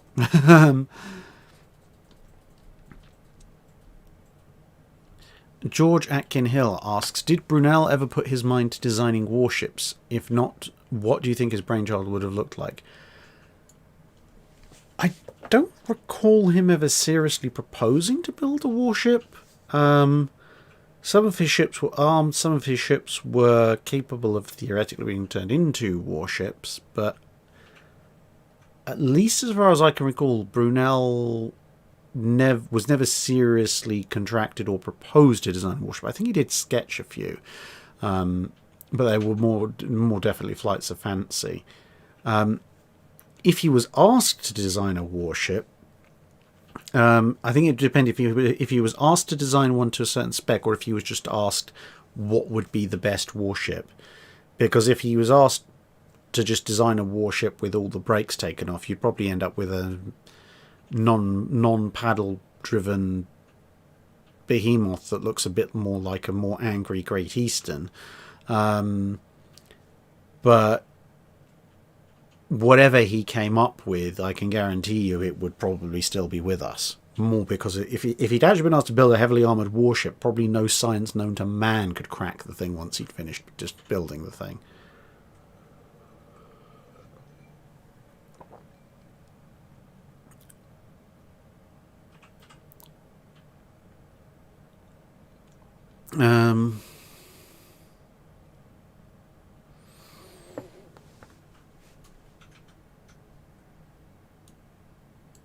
Let's have a look. The entirety of BK Zhong asks, the entirety of the World War II era Japanese Navy and their naval infrastructure gets teleported back to World War One. The Japanese send their fleet against the High Seas Fleet to aid the British. How does this change the war? That's a bit of a one-sided slaughter. I mean, yeah, the Kido Butai, if you're talking the entire Japanese Navy and their infrastructure, so the Kido Butai, so the fight is over before it begins, effectively, because the High Seas Fleet gets swamped by Japanese aircraft with no meaningful way to respond. Any survivors can't escape from the Kongos and Yamatos and Nagatos that are just going to swarm over them and hunt them down, with the British coming up in fast pursuit behind. It's basically going to be a fight over the scraps. And the Germans can't even really do all that much about running away, escaping by running away, because the Japanese heavy cruisers can run down the cruisers and destroyers pretty much easily. They definitely have superior night fighting training to the Germans, because they've got better night fighting equipment as well. And if some of those Japanese ships from the latter part of the war even have basic radar to help with their night fighting. So, yeah. The High Seas Fleet suffers probably well over 60-70% casualties. I mean, there's a couple of aspects. If you've got the entire Japanese Navy there, obviously the blockade becomes pretty much airtight. Whilst the Japanese ASW efforts in World War II weren't particularly brilliant, they did have sonar, so they can introduce sonar to the Royal Navy, which will make the efforts against the World War I era German subs a lot easier. They've got aircraft carriers, so aircraft carrier search, etc. That's going to make convoys a lot safer. You can send all the smaller, lighter Japanese carriers like Russo out to do that, keep the fleet carriers back. The fleet carriers can, I mean, there's nothing that can challenge them at that point. They've got better ways of navigating. They're not in an area where their radios are being messed with by the atmosphere. Okay, their radios aren't brilliant, but they'll work a lot better than they did in the Southwest Pacific. And yeah, whilst a Val or a Kate isn't exactly carrying a mind-breaking bomb load, they are carrying bomb loads that are probably as good as a lot of World War I era bombers, and they're carrying it faster at higher altitudes beyond the German ability to reply. And again, like a Zero, an A5M, A6M, etc., A7Ms. Can you imagine the slaughter they'd unleash on the German air forces on the Western Front? Admittedly, again, there's not that many of them, but you've basically introduced a naval force that, with its infrastructure supporting it so it can last, can clean the high seas of German ships, establish complete aerial dominance over the German heartland, and just bomb away, albeit with 250 and 500 pound bombs, to their heart's content, until the Germans beg them to please stop. Meanwhile, the British shipyards are carefully measuring Yamato and working out if they can build one themselves. Colin Cameron asks, are you fully packed yet? No way. I've got at least Thursday and hopefully a bit of Wednesday to sort out packing, but at the same time, I'm not taking an awful lot. I'm not taking any hold luggage.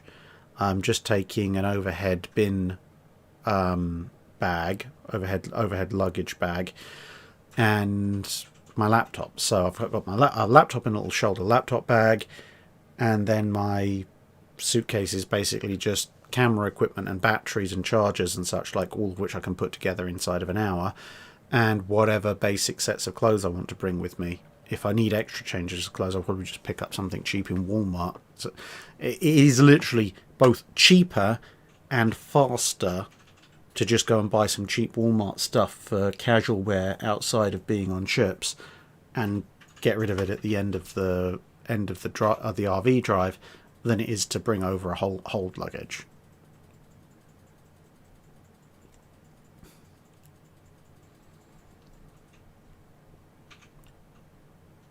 Admiral Nida asks, why no San Francisco on your trip? Basically because I only have so much time in the day. I have to draw a line somewhere. I can add San Francisco. The things I looked at San Francisco, and there's enough things there that I would need to stay there for 3 or 4 days. And I don't have 3 or 4 days free in my schedule. So add it to the second tour, where I will have a slightly more relaxed pace, and then I can actually do that. The Legacy asks, what famous ship in the world history that no one knows about? Well, it's a bit of a paradox, because if it's a famous ship, then people know about it. But if you mean a ship that's quite key to world history that very few people know about,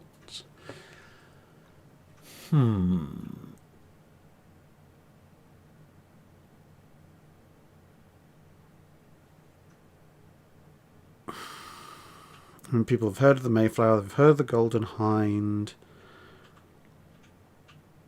Those are the fairly big ones from that time period. I'm trying to think of a famous ship that very, very few people actually know about. Famous or important ship that very few people know about.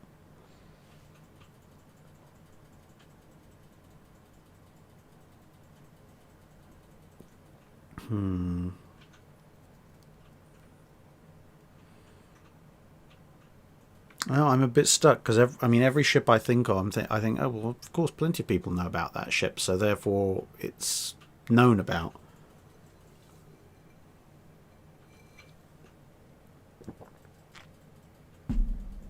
And that is definitely now the loss of the Iron Brew.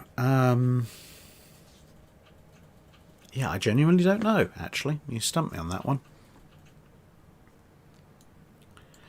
Gerard Strain asks, have you any familiarity with the naval architect A.M. Deering? He apparently designed some Coast Guard cutters and smaller naval vessels for the US.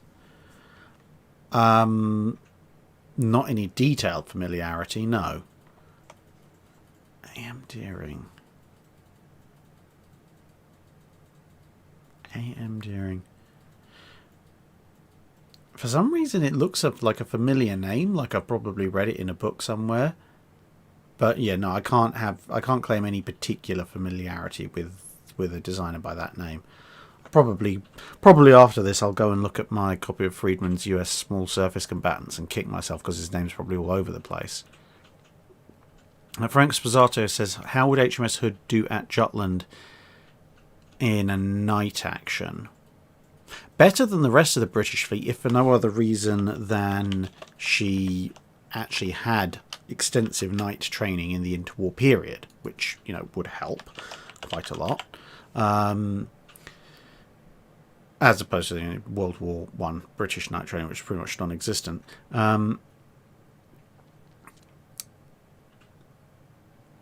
She also has a number of radars aboard.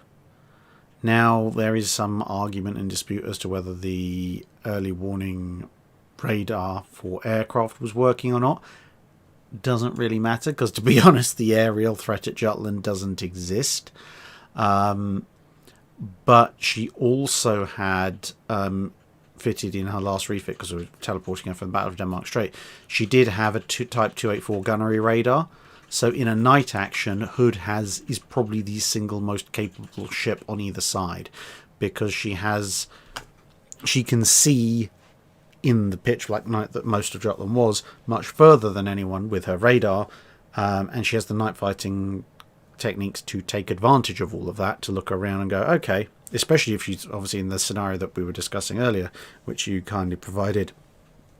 She has copies of all the records, of all the charts, so she can sail to a position where she knows the next ship to a PSA coming from the west is going to be a German ship. So she doesn't have to stop and wait for visual identification. She can just go, right, type 284 radar, range please, range please, range please. Okay, searchlights and fire.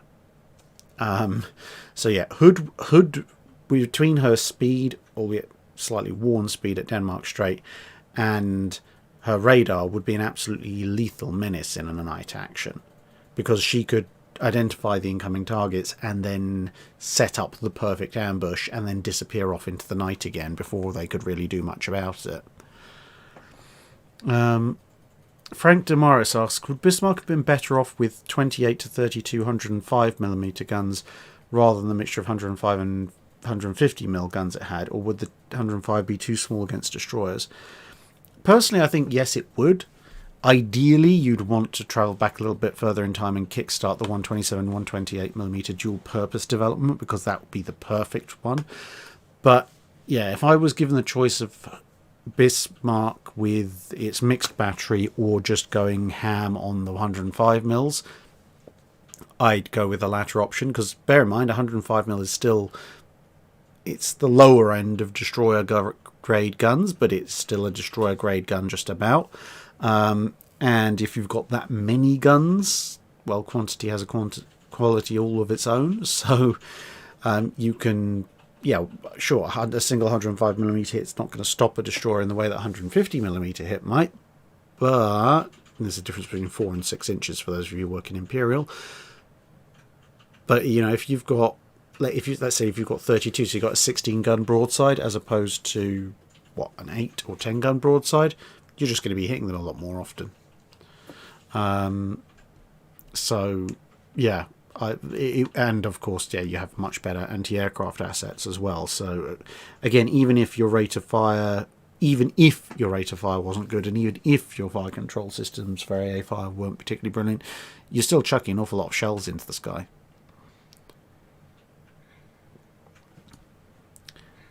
The man formerly known as Commenting Is What I Do asks, was there ever the idea of a super pre-dreadnought, i.e. a very large paper ship? Yeah, there were a few. I mean, you have the whole semi-dreadnoughts thing going on, which in many ways are super pre-dreadnoughts people tried to develop. And there were all sorts of grades up and down of sizes of dreadnought. Because you've got to remember, you have pre-dreadnought battleships that technically fit all the boxes of pre-dreadnoughts that are 6,000 to 8,000 tons, and you have pre-dreadnought battleships that are still identifiably pre-dreadnoughts and not semi-dreadnoughts that are double that weight, and everything in between.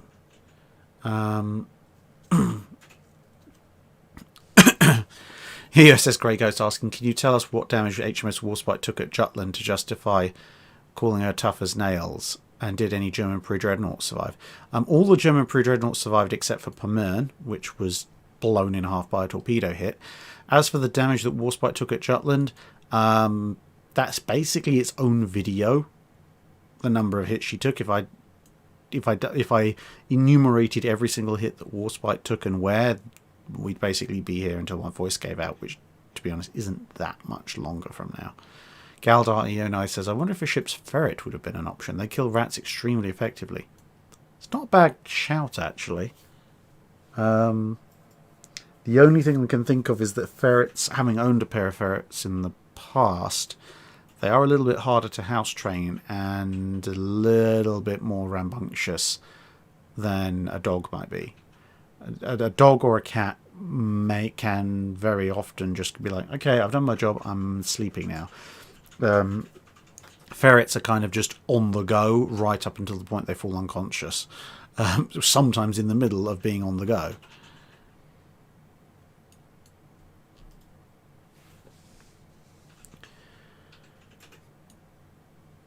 Ramal asks, does the US destroyer classes pre-Fletcher and Sims. Does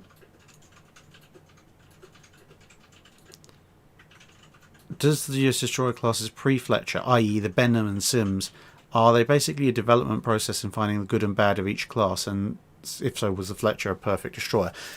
Not entirely. The Sims class were an attempt to do a lot on a very small hull. Didn't work very well. US destroyer design in the 1930s generally tended to come in a bit top-heavy. So basically there are 3 lines of US destroyer development in the 1930s. You have things like the Porter class, which are flotilla leaders, which, to save weight, have 4 twin single-purpose 5-inch 38s instead of dual-purpose, and then the single-purpose mount ends up weighing almost as much or more than the dual-purpose mount because reasons, which was a bit of a silly move to make. So they're the big, heavy ones pre-Fletcher. Then you've got the kind of Mahans, Farragut's, etc. They're kind of your regular line destroyers. And then with the Sims, you have a little bit of an attempt to go a little light. Not too light, but a little. So they're doing a few experiments. But they do combine all of those lines. It's not a linear development line. It's a multi-track development line, but they do combine most of those lessons into the Fletcher class. So they take kind of the experience with building a larger hull size from the 2 sets of flotilla leaders they've built. They effectively take a slightly improved variant of the armament from the regular fleet destroyers, and they take the lessons they learned about stability with the Sims and such and combine them into, the Fletcher, which, as I've said before, the Fletchers are pretty much the perfect destroyer for World War II, with the only exception being that they will just about lose a surface gunfight against a tribal, but that's a very specific situation. And everything else, they're fine.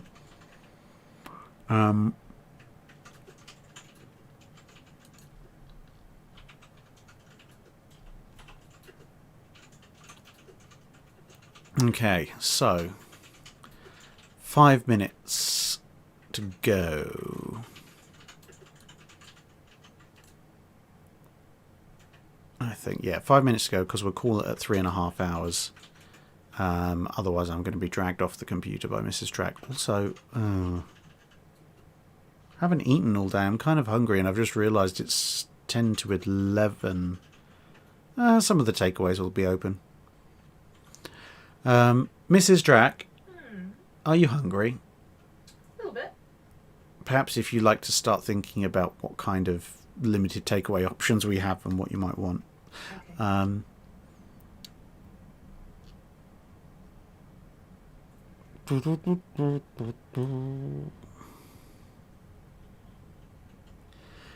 Gregory Wright said, did Mrs. Drack choose any places to stop in the US?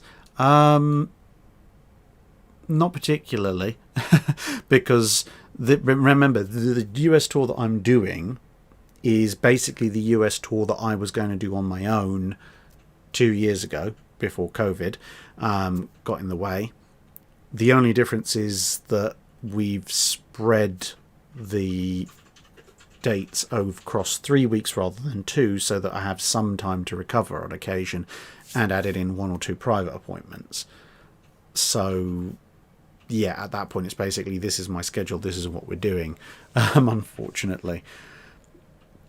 Depending on the day, Mrs. Drack may or may not be on the ship. So me and my cameraman will be on the ship, for obvious reasons.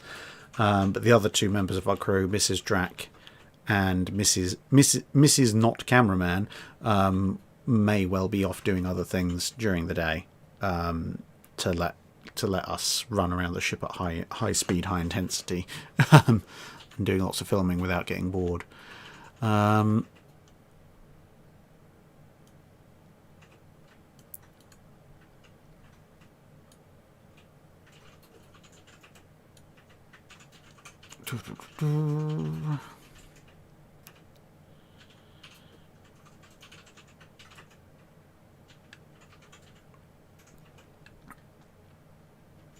Right.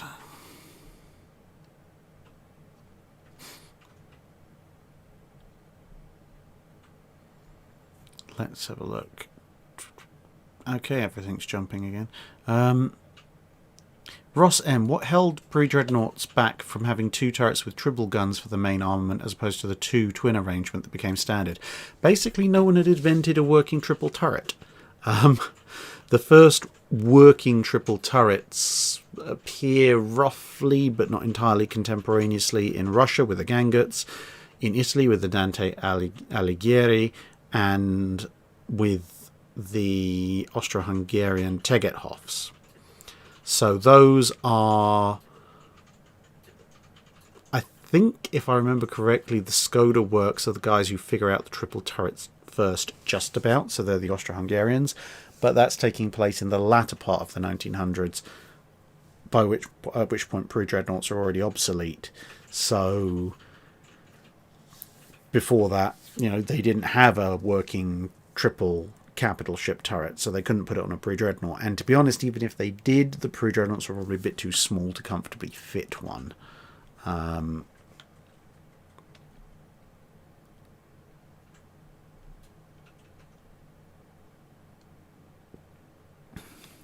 Grey Ghost asking, could you use reduction gearing as used on steam turbines in a reverse fashion and get a ship faster using triple expansion? It's basically, can you stick reduction gearing on triple expansion engines? Yeah, in theory. But you can run triple expansion engines at different speeds a lot easier than you can with steam turbines. The reason steam turbines need reduction gears is that their natural speed of rotation is much, much, much faster than you could ever make practical use of in the water.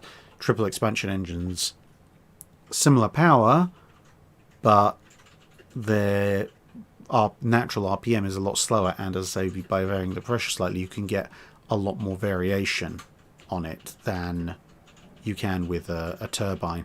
Once the turbine strays out of that optimal speed, its efficiency drops off quite significantly. Thank you very much, Miles McCaskill. Sea Dodders asks, have you heard of the nth country experiment? No, I have not.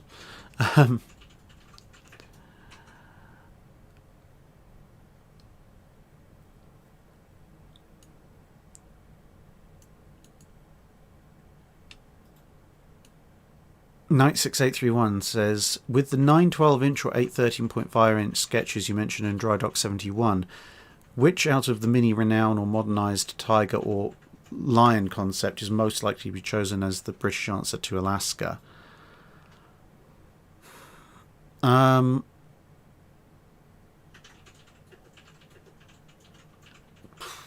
Probably the Mini Renown, to be honest, because it represents a fractionally newer design and something that the Royal Navy has a bit more faith in than a modernised Lion or Tiger concept. Modernised, the Renown was the natural growth out of Lion and Tiger, so by taking Renown and scaling it down, it allows you to take advantage of more modern ship design practices than trying to reinvent a generation or two older ship. Frank Spazzato asks, will Jingles ever do any more narrative or voice work for you? It's entirely down to him.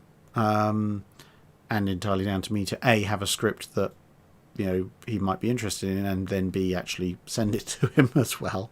I mean, I can't think of any reason why he wouldn't.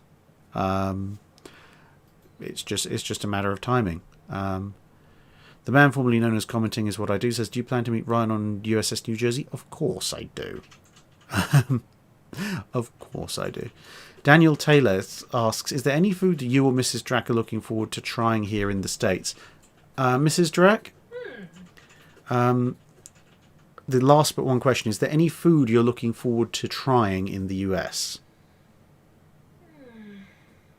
Peaches. Okay. The peaches here suck. Mrs. Drack is not a fan of peaches in Britain and is hoping that the US has better ones.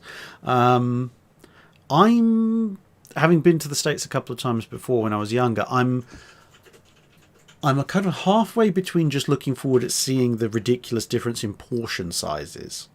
There's a whole story behind the first time I was in the States and the massive disappointment that was the UK McDonald's McFlurry after having had the US one. Given that the US one is basically its own at least at the time, was basically its own tub of ice cream, and the UK one was like was and still is about 4 large spoonfuls. So yeah, mixture for me. It's probably different portion sizes. Some decent churros. I haven't had a single decent churro since the last time I was in the States. And believe me, I've tried to find one. Decent Philly cheesesteak. That'd be quite nice. And generally, Southern barbecue stuff, generally, I think. My palate, to be fair, last time I was in the US when I was a teenager was fairly limited anyway, so these days, as long as it doesn't contain vegetation or invertebrates, I'm pretty much go. I will try anything that's not vegetation or invertebrates at least once, within reason.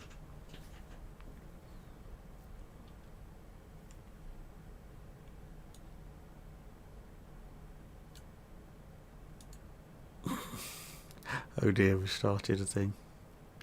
Evan Walters Noto says, if you're going to Camden and USS New Jersey, please have a pork roll sandwich. That sounds very delicious. And lots of people recommending tacos. Yeah, tacos. Oh, what do they open here? They open Taco Bell here. I mean, okay, it's Taco Bell, but that was like the first time I'd had a taco. It seemed nice enough, at least with the right fillings. Oh, pretzels. Now we are talking hot dogs and pretzels. Just as well I've tried to lose some weight. I'm going to need to be walking up and down battleships 8 hours a day just to burn off the energy I'm going to get from trying all these foodstuffs. Sean Riley, what would the world look like without USS Enterprise and HMS Warspite? A much duller and less interesting place, I can tell you that much. Plus the Mediterranean and Pacific theatres wouldn't have gone anywhere near as well at all.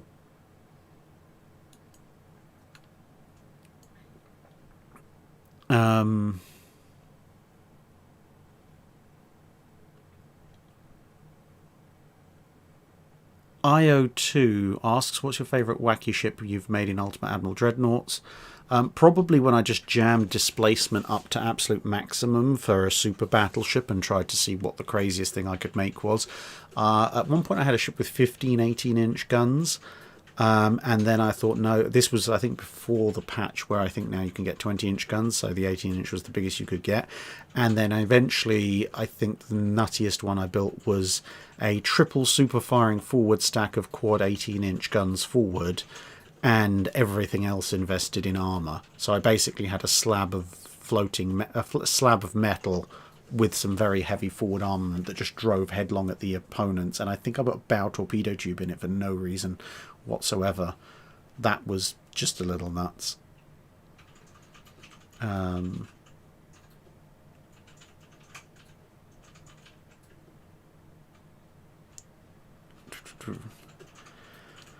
Militaristics NY Pizza. I would have a real NY Pizza if I was going to go into New York, but one, RVs in New York I don't think mix, and two, I've been to New York already, so unfortunately I'll be driving past New York on whatever it is. What's the route? Pull up my map. Map. What will I be doing? I will be driving, oh boy, so there's Fall River, so I'll be following, I think it's I-95 or Highway 95, something like that.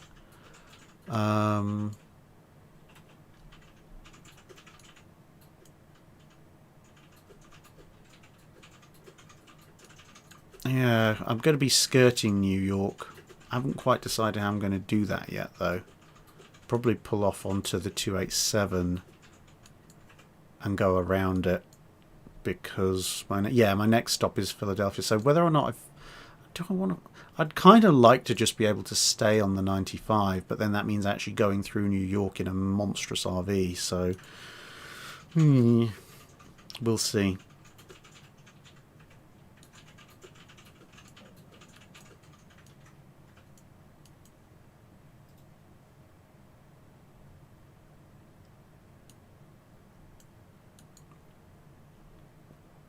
Bjorn Magnuson, are you coming west to San Diego for USS Midway? Yes. Okay. Right. So, I'm gonna call the questions there because it is now 2 minutes past 11, and I do need some sleep.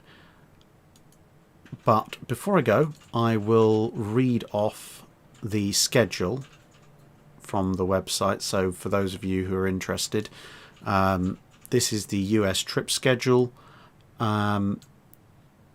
and obviously it's there, so you can look at. So go to drakinafel.co.uk, US trip April 2022.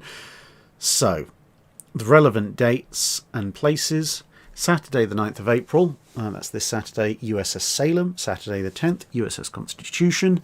Monday the 11th, Fall River, primarily USS Massachusetts. We'll see what else we can fit in. Wednesday the 13th, USS Olympia, because I'm giving myself some reasonable amount of time to get between Battleship Cove and Philadelphia. Thursday the 14th is USS New Jersey, as is Friday the 15th, so 2 days on USS New Jersey. Saturday the 16th and Sunday the 17th will be in DC. Saturday the 16th I'll be in the Smithsonian, and Sunday the 17th haven't decided. Might be the Smithsonian, might be the US Navy Museum, or something along those lines. Monday the 18th, USS North Carolina. Tuesday the 19th, USS Yorktown. Then there's a few days which is basically navigating from Charleston to Atlanta, then getting on flights from Atlanta to LA, etc. So Saturday the 23rd, USS Iowa. Sunday the 24th, USS Midway. And then I've got to get back from San Diego to LA to get a flight over to Mobile, Alabama. So Wednesday the 27th is USS Alabama. And Thursday the 28th is USS Wisconsin. So those are the ships that I'm visiting. Those are the places you can come and see me. And yeah, I hope to see some of you there. And if I lose my voice repeatedly during the trip, well, that means I'm doing plenty of talking, so I guess that I'm doing something right. As people giving me some beneficial advice on where to find churros in Massachusetts. Excellent. If they've got good churros in Massachusetts, I'm loading up on them for the rest of the RV trip. I'll just be mainlining churros whilst cruising down various highways and interstates in a ship the size, in an RV the size of an oil tanker. And for those of you who might be on the northern US border, at the beginning of June, I'm going to be in Canada. So more specifically, I'll be in Hamilton, which is near Toronto, which is in Ontario, looking at HMCS Haida for a few days. So that might be an option for those of you who maybe live in the central northern US who have a passport but don't necessarily want to come to the East Coast. So yeah, that is everything. Thank you very much for listening.